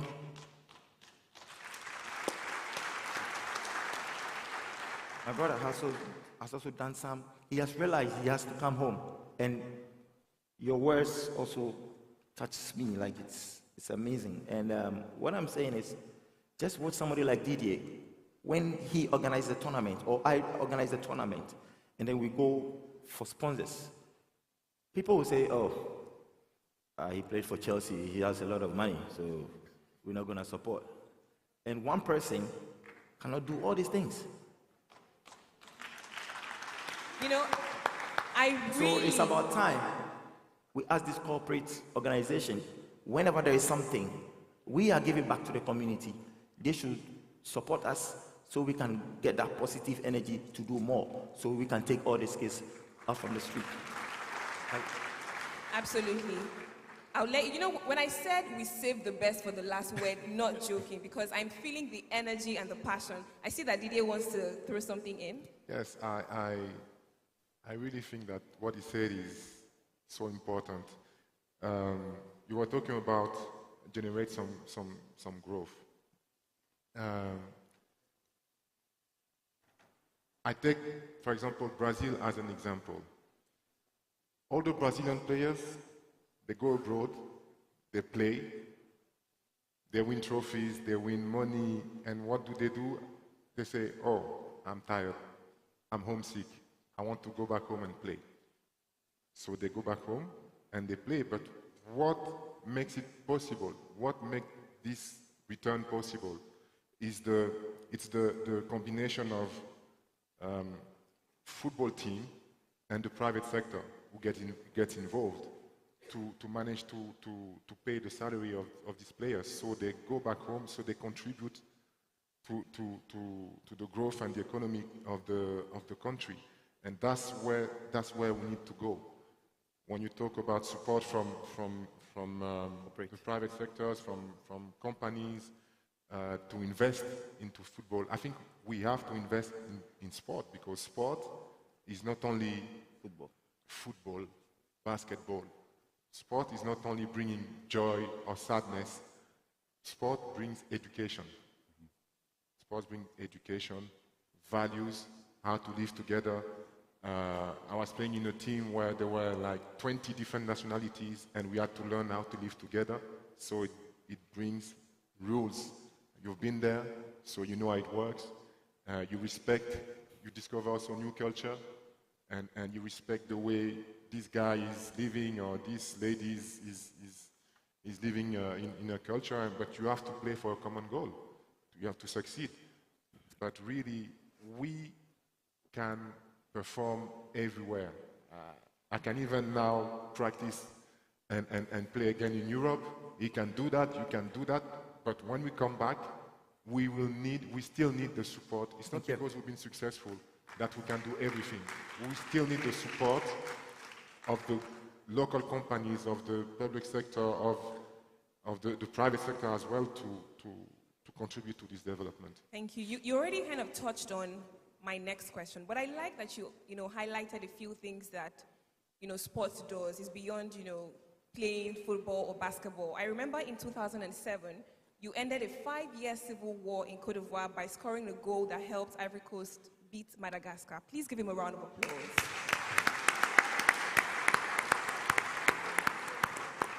Thank you. So just to touch on my next question, which you already highlighted, but I would like you to give us pragmatic steps that local businesses and the private sector can take to get involved in using sports as a tool for inclusive growth. So actual steps that it can take. You were talking about emerging countries.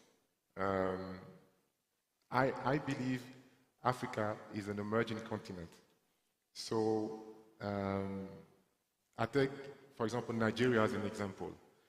In the 2018 World Cup, when they launched the new jersey for the World Cup, it went sold out straight away. So there's an economy there, there's a demand there, and countries like Ivory Coast, like Rwanda, has used sport as something to bring inclusion. Yeah, so I think it's the parallel can be made within sport and those countries. I'd like to ask you, Pops, thank you, Didier. What are your own thoughts on the pragmatic steps that local businesses, private sector can, take to actually help to promote this inclusion that we are talking about? I would say strategic and significant investment. I think, we have to speak about the elephant in the room. We're here for a reason. And for years, I've done these panels, I've sat on these stages and talked about how Africa is coming and Africa is next. Let's talk about action and execution,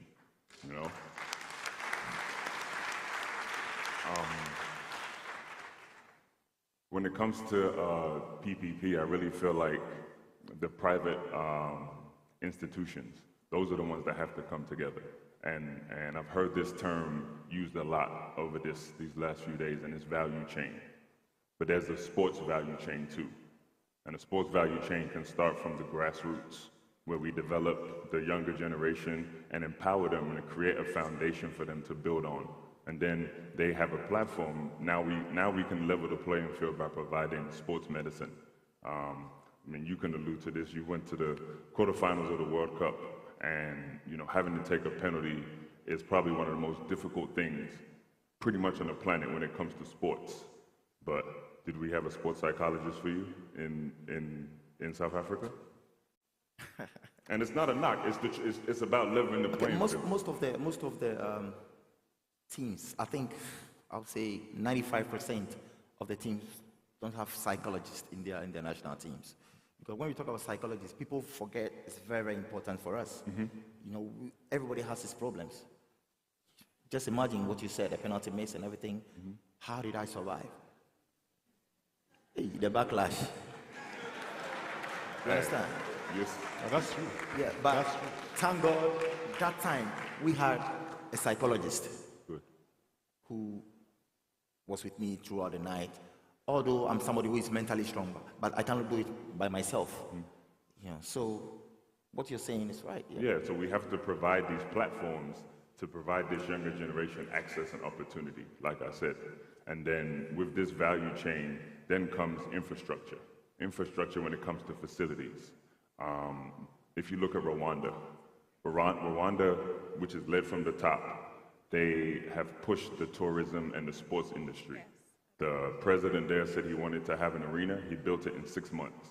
Now, any major sporting event, they directed towards Rwanda. You know why? Because they invested into this. So it's not only the private partnerships, but it's public too. The government buy-in, and I think our parents also, when it comes to the kids. For me, I left my parents when I was 16 to go to the US to play basketball. And I told my mother, they had never seen me play basketball, by the way. They knew I was over there in the US playing the fool or going to school, one of the two. And I called my mom on the phone and told her I was going to enter the NBA draft. She had no idea what I was talking about. She probably thought I was going into the military,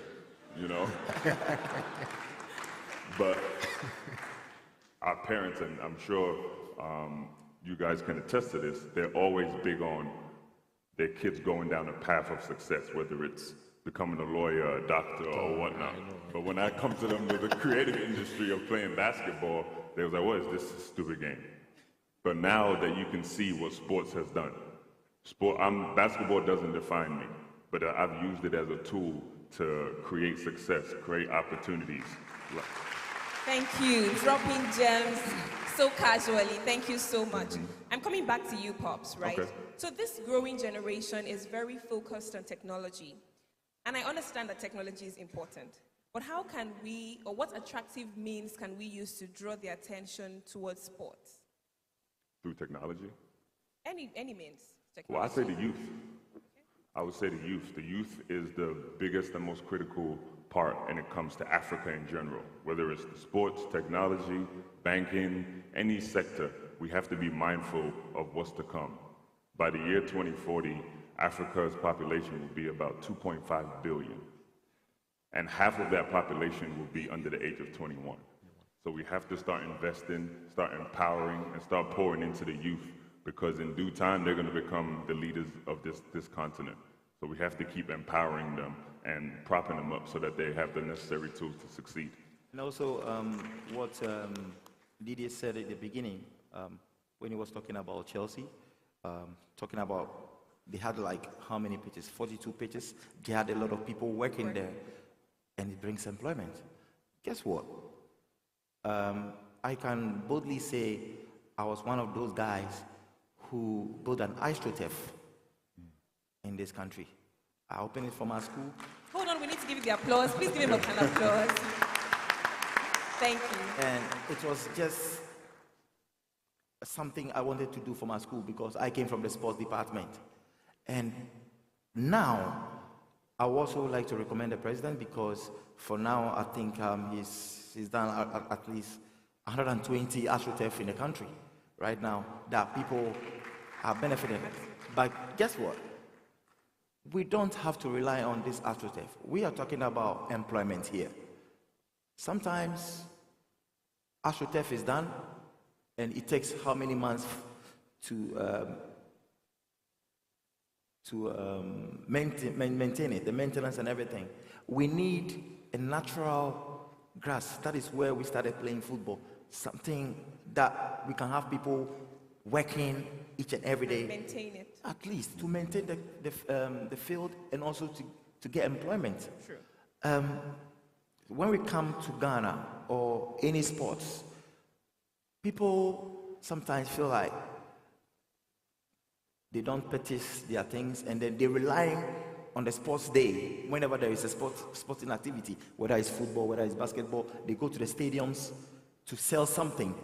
So whenever all these things happens each and every time, you see there will be a lot of employment. For example, somebody even selling groundnut in Cartier, groundnut. It feels like, hey, when there is a game, that is when everything gets finished. And he or she gets something to go home. So in sports, we can create a lot of these opportunities and also to create employment for this generation. And as he said, the youth is what we are looking at. That they are the future generation. So we have to think about them. I absolutely agree. Thank you so much. Please give him a round of applause. Thank you. Now, Didier, I know that you're very vocal about criticizing the ills, especially in sports. I saw on your social media recently that you spoke about, racism. Why is this very important to you? I think it's a subject that I don't really want to how do you say, to communicate on it, because for me these are things that should be behind us. Behind us, history. But unfortunately, in what you see in sport is the mirror of the society. And the way we live now, the world we are living in now, is full of hate, full of aggressivity. And when those people go to the stadiums, they express that. And they forget that football players and sportsmen, sportswomen are only human. And they have emotions. You were talking about a psychologist. People think because we are sports person, we know, because we're making a lot of money, we're earning a lot of money, we cannot miss a penalty, we cannot miss a pass, we're not robots. Humans, after all. And when you play, even the robots can miss it. Your heart rate is higher than the one sitting in his sofa with a beer and drinking and deciding, score. That's passion. That's passion. And we have the same passion. We as sad as the fans when we lose a game, when we miss an opportunity, but come on, when you see the recent stories about Vinicius, about Lukaku, I've faced racism, but everybody has his own way of fighting it. For me, when I hear all this noise, first I think they're so stupid. they're so stupid, that's one. And second, I'm going to leave the pitch with them clapping me the same way you were clapping me now. So I have to score goals. So they respect me. Even if they don't like me, they have to respect me. And that's what I'm doing. And I'm so proud of my color. I'm so proud of where I'm from. That everywhere I've been, when I moved to England, obviously I love my music, but I came to a dressing room, I see everybody sitting like this. I need movement, I need passion, I came, I put some music and I start dancing, they look at me like this. Who's this guy from Africa? But 2 weeks later, when I scored a goal and I was celebrating, John Terry, Good Johnson, everybody was celebrating behind me because they started learning about my culture and my country. And this is what sports is about, is bringing people together and not, Mo, Yes, you mind please. if I piggyback off of that? Absolutely. Didier made a great point. And, sadly, being black or African players, we've been exposed to racism. But the great thing about sports is it brings people together. So you see Didier playing for Chelsea, or you see Asamoah playing in the Premiership too, but the fans, they put them on a pedestal. They love them. They see them. But then as soon as something negative happens, they go back to being the black player. Yeah. That's why we have to have our own leagues at home. So they don't have to, because in Ghana, in Africa, it's the one place I don't have to be black. I'm home. So that's why we have to continually create stuff so that those players like the Balotellis or the Vinicius Juniors or, or Lukaku's, they can come home. They can come home and play and feel comfortable because I know the Asante Kotoko, they're going to be supporting me, He was talking about bringing people together. It's so obvious in this world. When you watch the World Cup, you could see Ghana playing against any country at all. And then prior to the game, sometimes behind the scene, you see them moving to the stadium. Everything is so beautiful. You see all these things, and all in the name of sports. This is the time we have to come together. It comes back to this program, what we are discussing here. Just imagine if I'm supposed to be paid $30,000 in Europe, and I'm paid $30,000 in Ghana. Do you think I will go there? We're taking notes. Mm-hmm. I'll definitely eat my fufu and my... Proudly. The category. And Lenkatenkwine and everything. You understand?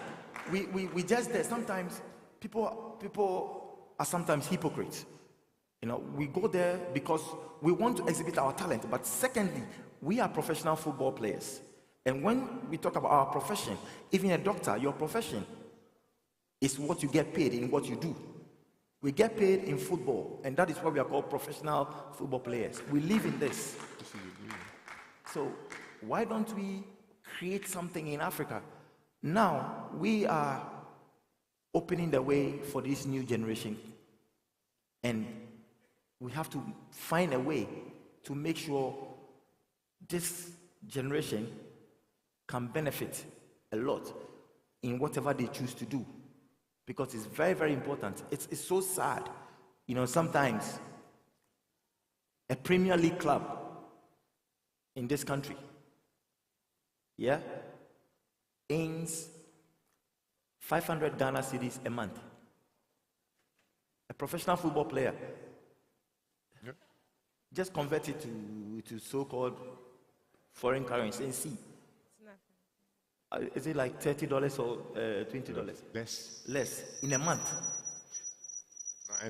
When a team from India or anywhere, who statistically, sorry to say, no disrespect to them, we all know statistically maybe their football level is very down.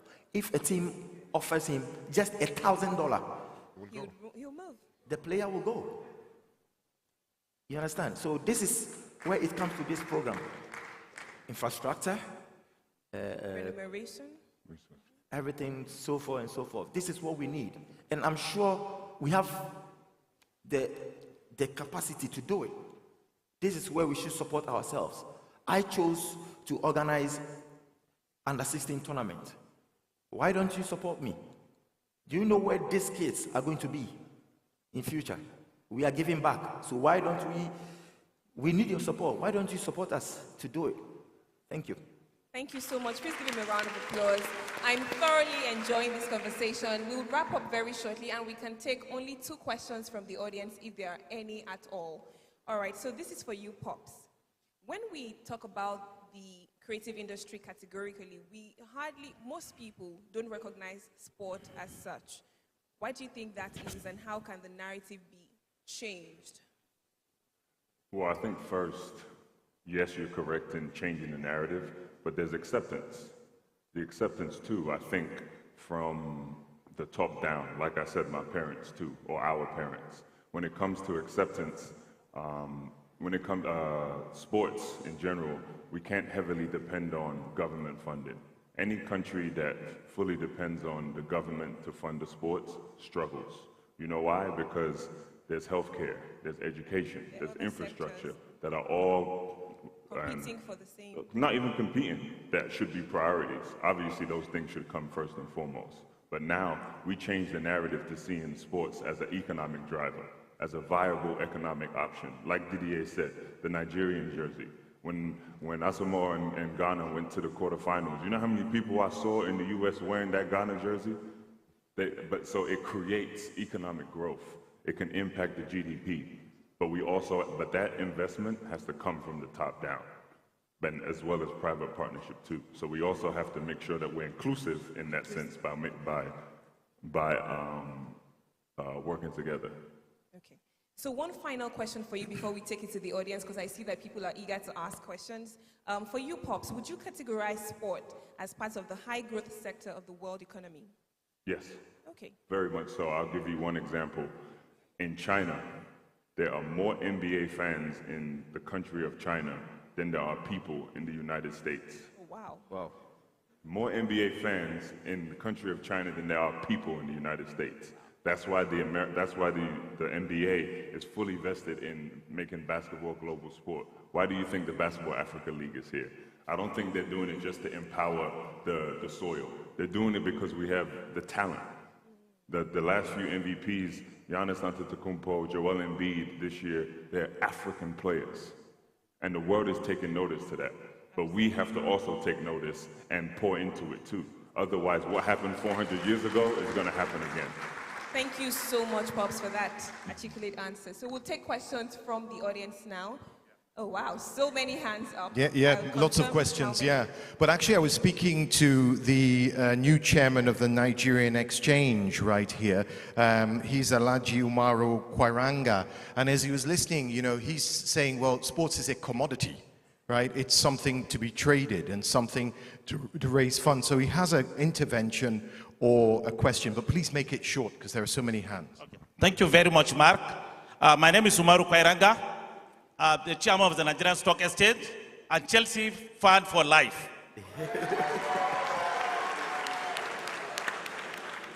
I'm elated that I'm in the presence of our African legends, especially Chelsea legend. You people are not only African legends, you are world legends. Thank you. And I want to use this opportunity with this platform being given by the Afreximbank to assure you that we in Nigeria, the way that you have mentioned all this, and most of the African continent, we are ready to support you as the way you have said. I believe the Nigerian Stock Exchange will have over 250 companies quoted with a 32 trillion market capitalization. We have a lot of stockbrokers here. We have a former DG of SEC here. You'll be rest assured, once we are going to package something that will have a value addition, we are going to have the platform to sell it to most of the companies that are there, and we can work with you, the Didia, the Asoma, the Okocha, the Amokachi, the Kadus of this world. Lastly, my own question is to you, the legends. How can we bridge the gap between the seeming success of our junior national teams in the African continent and the underperformance of those senior national teams when the junior teams have graduated to that level, especially at the World Cup level? How can we bridge the gap between the success of our junior national teams, either in Nigeria, Ghana, or Cote d'Ivoire? They are doing well under 17, under 20. But by the time they graduated to the national team, especially at the World Cup level, we are not doing well. How can that be bridged, please? Thank you. Okay, thank you very much. And then he scored the goal. Passionate conversation. Listen, so passionate. Okay, write that question down. Okay. I will take two more. Okay. This is how we'll do this quickly. Sure. Remember it and then ask it again. I'm going to go over to Kanayo Awani. Okay. No? Yes? Okay. Okay. There's ladies, a beautiful lady over ladies. there, please. I was told ladies. Ladies! Okay. Are you a lady? No? Yeah, that's what I thought. Good afternoon or evening. My name is Palisa Ryan. I work for the Development Bank of Southern Africa, looking after social infrastructure projects across the continent. I was very enheartened by what the gentleman had to say in terms of the role that sport plays. And my question to you is, we are funders, right? So we need to get our money back. What role do you see us playing in terms of being able to come to the party? Because we appreciate the role that sports plays in terms of unifying people. South Africa is one of the most unequal countries in the world and the most racist. But when it's rugby and it's soccer and it's cricket, we come together. When you miss that penalty, most of us decided we are not going to South America ever, you know. So yes, so what role do you see DFI is playing in terms of creating a culture where sport can be seen as equal as energy projects and road projects? Thank you. DFIs, yeah. Let's talk to one. Yeah.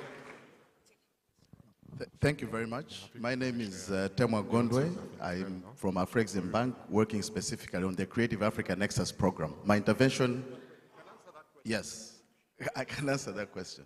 So part of our offering under CANEX, the Creative Africa Nexus, includes sports. And many of the challenges that have been expressed by distinguished panelists are some of the things that drove us to include sports in CANEX, because you do have financing challenges. Financing the infrastructure in terms of sports, but also the soft infrastructure on the continent. You have challenges related to policy advocacy. We need to have systems on the continent where we are harmonized in terms of how we're dealing with talent, and we're engaging AU institutions on that. We have partnerships around capacity building, for example, with the Basketball Africa League and POPs. We had that conversation in Kigali, where we're looking at talent management. You have the talent, but who's representing that talent? Who's negotiating the contracts and so on, so that they don't go to India and end up on a $1,000, yeah. So just to invite you to the Intra-African Trade Fair, where we have a CANEX program between 9 to 15 November in Cairo, Egypt. Didier will be there. Exactly. Thank you. Asamoah will be there as well. We'll all be there. We'll all be there. And I will be there yes. as well too. And you will be center stage, my friend. Okay.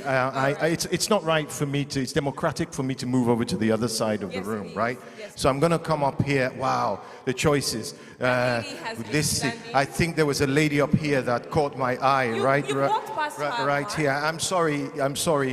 This lady, because her trousers are more interesting than yours. Sorry. Thank you. Hello, good afternoon, everyone. My name is Wafebia Ramatu, president of Rama Visions. Rama Visions stands for women in sports who do not get support. So my question is, what are we doing to support the women in sports? I'm seeing the panel there, but I'm not seeing any woman there. What are you doing to support us? Thank you. That's a very, very, very good question. They're all good questions. And back to you. Thank you. Thank you so much, Mark. You know, I love that last question, and for obvious reasons. Can we answer that? Oh, yes, please. I'm female, so that's a very touchy conversation. So what are we doing to support women in sport? Who's taking this? Oh, they both looked at me. So. And I'm looking at you as well. Because you say, let me answer. Women in sports. But anyone, I mean, you can all chip in. It's true. The question she asked, you know, is the 100% truth. Because sometimes I sit back and then I watch, what are we doing for the women? You know, sometimes they end up discouraged and then they stop it. Quit, yeah. If one of them could remember, I remember I was with the national team, the women football team were playing, and guess what? Sanitary pads was a problem. I was touched. I had to even donate, was it $10,000 to the captain to buy all these things for these people. And this is coming from an individual. When you talk about women football, for example, just let a lady go to a company and say, there is a women athletics. Nobody will mind her because they feel like maybe they will be thinking about their products. They'll say, okay, people don't go to the stadiums, so why do you think we should support you? And all these things, they end up getting demoralized and then discouraged, and then they go, listen, when we support these sports, not talking about football, even personally, I'm even a boxing promoter. As a professional football player. Why? Because I want to help develop the sport. And sometimes it comes back again to this program. Because we are football players, we are legends, we are icons.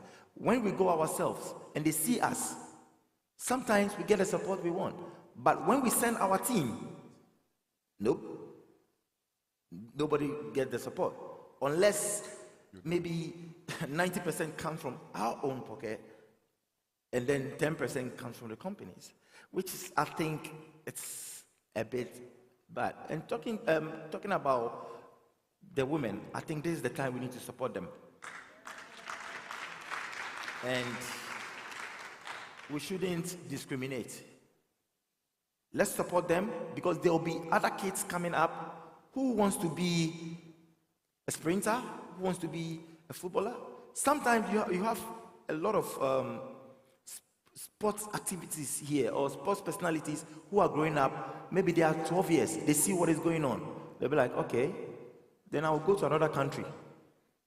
I'll go to another country because I'll get more money there. And then we end up going to Olympic Games and then we come back with 0 medal. So this is the time we need to support all the sports, not talking about only football. All the sports. I think my colleagues can chip in something. I don't know. Pops. I mean, I can only speak to what I'm doing. I did my first camp in 2019 in Oboso Okai, not too far from here. And it was supposed to be for 100 kids. Over the course of 2 days, 400 players showed up. Wow. And thank you. And as great as that was to see, that was alarming. It was alarming because there was no infrastructure and resources. And I remember going to this young lady and asking her when she fell in love with basketball. She said today. Whoa. You know? And thank you. And all of the endeavors, we now have 1,000 kids under our academy here in Ghana. And it doesn't work. Like, we don't do anything, we don't move forward with anything if there isn't an equal or an excessive amount of women or young ladies involved in this. Because, like Didier said, sports does more than just allow you to play a game, especially team sports. There's confidence that it exudes. There's the teamwork that you have to build. And most importantly, the leadership qualities that once lay dormant in people, especially young women, because we know everybody's not going to make it to the NBA. But if we provide the different avenues and pathways like media, broadcasting, operations, showing them that there's other avenues of success, we're going to be able to empower them to want to pursue these dreams. But we have to continue to provide that platform for the young ladies too. Thank you. Didier, do you want to chip in anything? Yeah, there's many things I would love to talk about regarding women in sports. But I'm going to focus just on one example. Just to say that I agree with you, and as an ambassador for the FIFA Women's World Cup, it is a good platform, a good moment for me to speak about that. The TV broadcast, so the next World Cup is in Australia and New Zealand, Women's World Cup. So in July, this next July. And the TV broadcast they have decided to pay, I think 1 or 2%, I don't remember the numbers of what they should pay to broadcast the games. And in the last World Cup in 2019 in France, I think the numbers were multiplied by I think 50 or hundreds. So there's a big difference just because it's in a country that is not so-called a football country, but if it was a men's World Cup, it would have been different. So I think I speak about that because I'm one of the ambassadors, and I've seen the evolution of women's football and women in sport, how sports empowered women, and it's so beautiful to see. I'm talking about football. When I watched the World Cup, I was amazed to see the talents, and trust me, some of them could even play in the best Chelsea at the time. Because they have quality. So we're not looking at she's a female. No, we're looking at the quality, and the way and the facility for them to understand the exercise, to understand the game, to read the game, you know, and they learn quick. I believe they learn quicker than some of my fellow teammates. It's a reality, and I think you have to give them respect for that, because not only because they are good and they know how to play, how to perform, but because they have different fights than we have. What you mentioned is a reality for them. So rather than discriminate again, I think sport is a platform, is an inclusive platform, and everybody is welcome, and we are here, I'm here, and we are here to support women in sports. So Thank you so much again for being an ambassador. You are he for she on this platform. Yes. Thank you. All right, the chairman of NSC had asked about how to bridge the gap between the seemingly overachieving and that question was a bit, if you can please repeat the question. Okay, all right. I'll repeat the question. I'll repeat the question. From under 17 to... Microphone, yes, I'll repeat the question. I think, and correct me if I'm wrong, when I was a child, I saw the under-17 Nigeria football team, you know, in Nwankwo Kanu, all those guys go around the world and play the most amazing football you've ever seen, win the World Cup, win all sorts of different things. We see African teams dominating when you're 17, when you're 21, and then something happens when we get to the adult level, and you're like, what happened between when I saw those 17-year-old World Cup winners and when we go to the World Cup as adults? And he's saying, how can you bridge the gap? Something's happening, what's going on, and how can we fix it? I think that was your question, right? Okay, and he's clapping for me. Well, there's many ways to answer this question. The first one is you cannot always win, so you have to learn from your mistakes. Second one, we need to focus more on the youth programs and to educate the educators. Sometimes everybody is thinking about educate the kids, teach the kids, but we have to teach the teachers. Mm-hmm. They need to know that sports is moving, so they need to get the knowledge, you know, at the same time as sports is moving. Right. So you cannot think that what you've been doing for the past 20, 30 years will still work 15 years later. So it has to You evolve. know what I mean? That's very important. I've seen some national teams go to the World Cup and have the same organization than 20 years ago. And you expect us to win a competition like the World Cup? The last World Cup, none of our teams, the World Cup in Russia, none of our teams qualified from the group stages. Why? Because now I'm going very specific. We were playing the same way we used to play in the AFCON 92.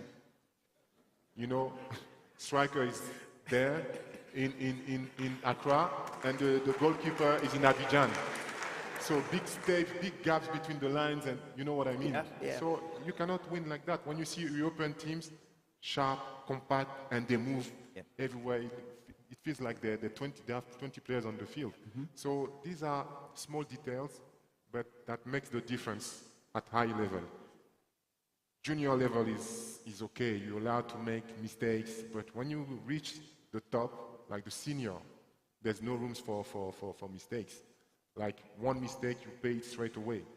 So this is where we have to improve, and also to make sure that when our senior teams are preparing a competition, like the World Cup, we are always playing maybe one game against a South American team, one friendly game against a South American team, or one game against a European team, and the rest of the games, we play Ghana, or Ivory Coast, or Togo.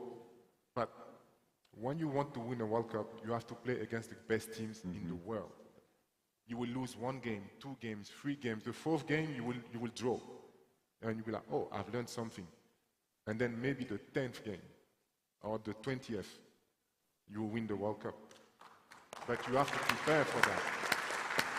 You have to prepare and understand that it's a long way. It's a long way. We Africans, we like things to come now. We need to win now. We won't think about tomorrow. We want now. But it doesn't happen like that. Thank you very much. Anyone wants to add to it? He's good? I think Didier said it all, but I just want to chip in something. Sometimes we need to limit our expectation and have a plan, a development plan. As he said in the closing stages of his speech, he was like, the first time Ghana qualified to the World Cup, everybody said we are going to win it. Like us. And sometimes we have to face the reality. I was part of the group. I was happy. That was my first time going to a World Cup. And when you have that pressure at home, even ourselves, even the fans are involved. Everybody is involved. We need to have a strategic plan. Like, hey, in 10 years, we are winning the World Cup. Limit the expectations. And then we see in 10 years. Yeah. So... And even if it happens before 10 years, then it's great because that is when you can criticize well. Yes. We have a great example. I'm sorry, you have a great example with Morocco. Morocco has invested in the local league. They put a lot of money in infrastructures, players' salaries, women football. You know, so now they're qualifying for the World Cup. The Moroccan women are qualifying for the World Cup. And the first team, a lot of these players that they've helped to grow in the Moroccan league went to big leagues. Hakimi in Paris Saint-Germain, before that in Inter Milan, Ziyech in Chelsea, and all those players went there to get experience. That's what helped them to go to the big stage and perform and finish in the semi-final. Thank you. I think this has been an absolutely interesting conversation, but we must... Could I piggyback off of what both of them said? And if you look at soil, especially in Africa, it's naturally rich and it's naturally pure, but to allow it to blossom into something special or to bear the fruit that you want, you have to cultivate it, you have to grow it. So in the under-17s, even Ghana a few years ago, we might have had one of the best teams in the world. in the under-17s category. But a lot of that is the natural talent that we possess. But we have to continue to cultivate that talent, like Asamoah has said. Create a 10-year plan. Create a 10-year plan and say, okay, this group that's in the under-17s, by the time they reach 25, 26, we would have put things in place. And by the time they get to a certain age, they would have grown together and developed. Thank so you. we have to Didier continue has to cultivate them. Didier wants the last Just give word. us 2 minutes and we'll be done. No, it's important. What I'm going to say is very important. I'm talking about Ivory Coast, but it's the same example for all our. It's the same everywhere. Don't worry, you can talk. We hire a coach, national team coach. We win all the qualifying games for the World Cup or for the African Cup of Nations. We win all the games. We go to the African Cup of Nations and we lose in quarterfinal. The next day or the next hour, the manager is out. Wow. and we hire a new manager. With no succession or anything, So, no plan. This guy is coming and he knows that, for example, in Ivory Coast national team, you got Yaya Touré, Kolo Touré, Salomon Kalou, Zokora, Drogba. He's watching the Premier League every weekend. He's not going to think much. He's going to play the same team. Otherwise, for him, it's easy to put the same team. You know? And we go like that, same circle. 2 years later, he's out. You don't build nothing hiring like new managers. Give them time. Look at Didier Deschamps. He's been with the French national team for, I think, 8 years, 9 years. Almost a decade, yeah. Almost a decade. That's how you win the World Cup. And you won the World Cup. He lost the Euro in 2016 in France. Can you imagine if this happens in Ivory Coast or in Ghana? And we wish we had 8 or...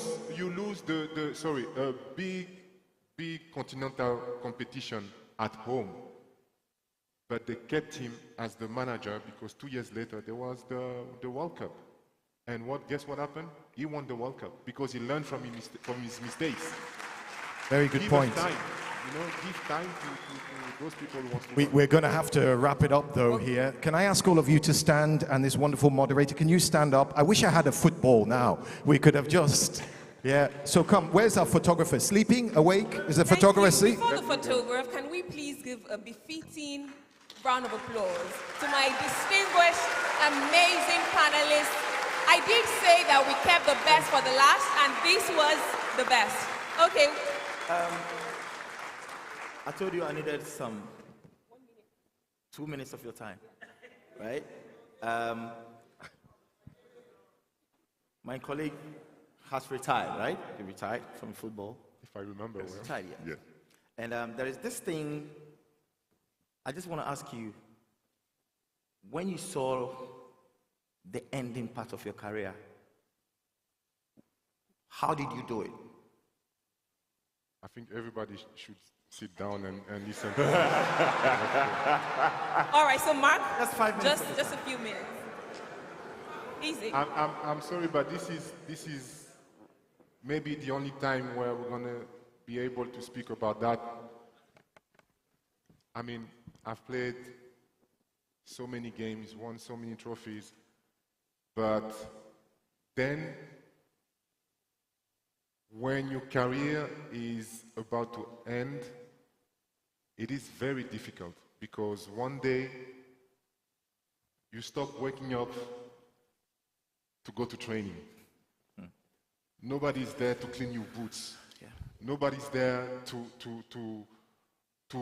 bring your bags to the game. There's no manager behind you. Hey, come on, you need to perform. So this is where, and nobody teaches you life after sport. Nobody.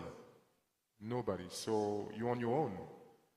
And if you're not strong here, and if you're not smart enough like those people, you go down.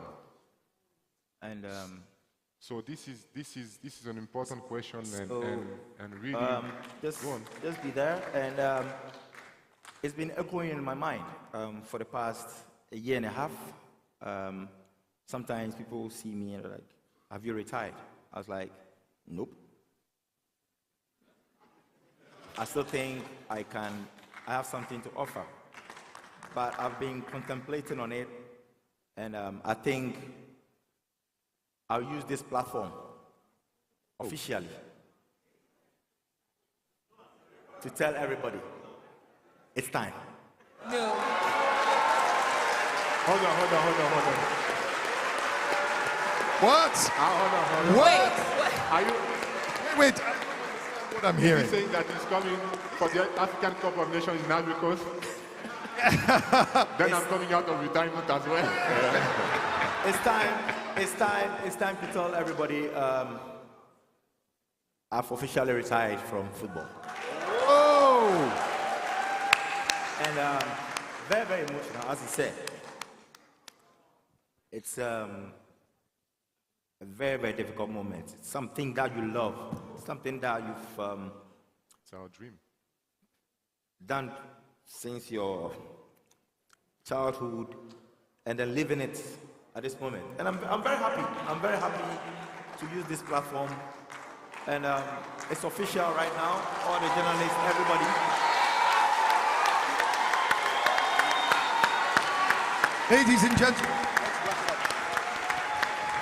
Ladies and gentlemen, those were your legends, and that was the final panel of the final day of this amazing conference. Amazing conference, amazing moments. I want to thank all of you. And you've inspired millions, ladies and gentlemen. Now, We'll take a group photograph. Thank you, man.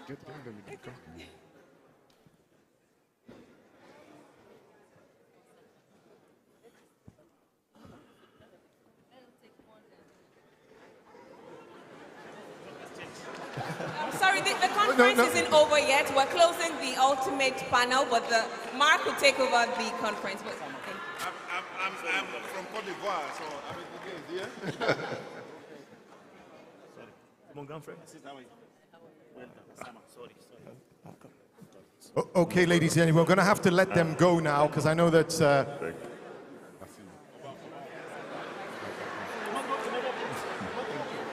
okay. All right, please do not come up stage. I will definitely give you a call. Is it on WhatsApp?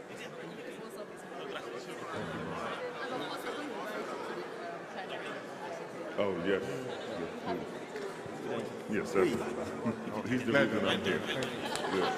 Yeah. D'accord. Yes. Okay, as they exit the stage, I just have to say that that concludes the conference for 2023. All that's left is for me to invite the Afreximbank creative team to the stage to take some photos. Kanayo, you're already there. You'll lead them to take some photos. There's been a lot of work that has been put in to make this this a reality. On behalf of everybody, I want to thank the technical team who've done a superb job. The interpreters who you never see but you hear, they were wonderful. It's a hard job. I want to say thank you to them. The organizers, Brandcom, led by Terhaz, Bronwyn Nielsen, who's been a dynamo, constantly never sat down for 3 days solid, Kate, Kim, and the rest of the team.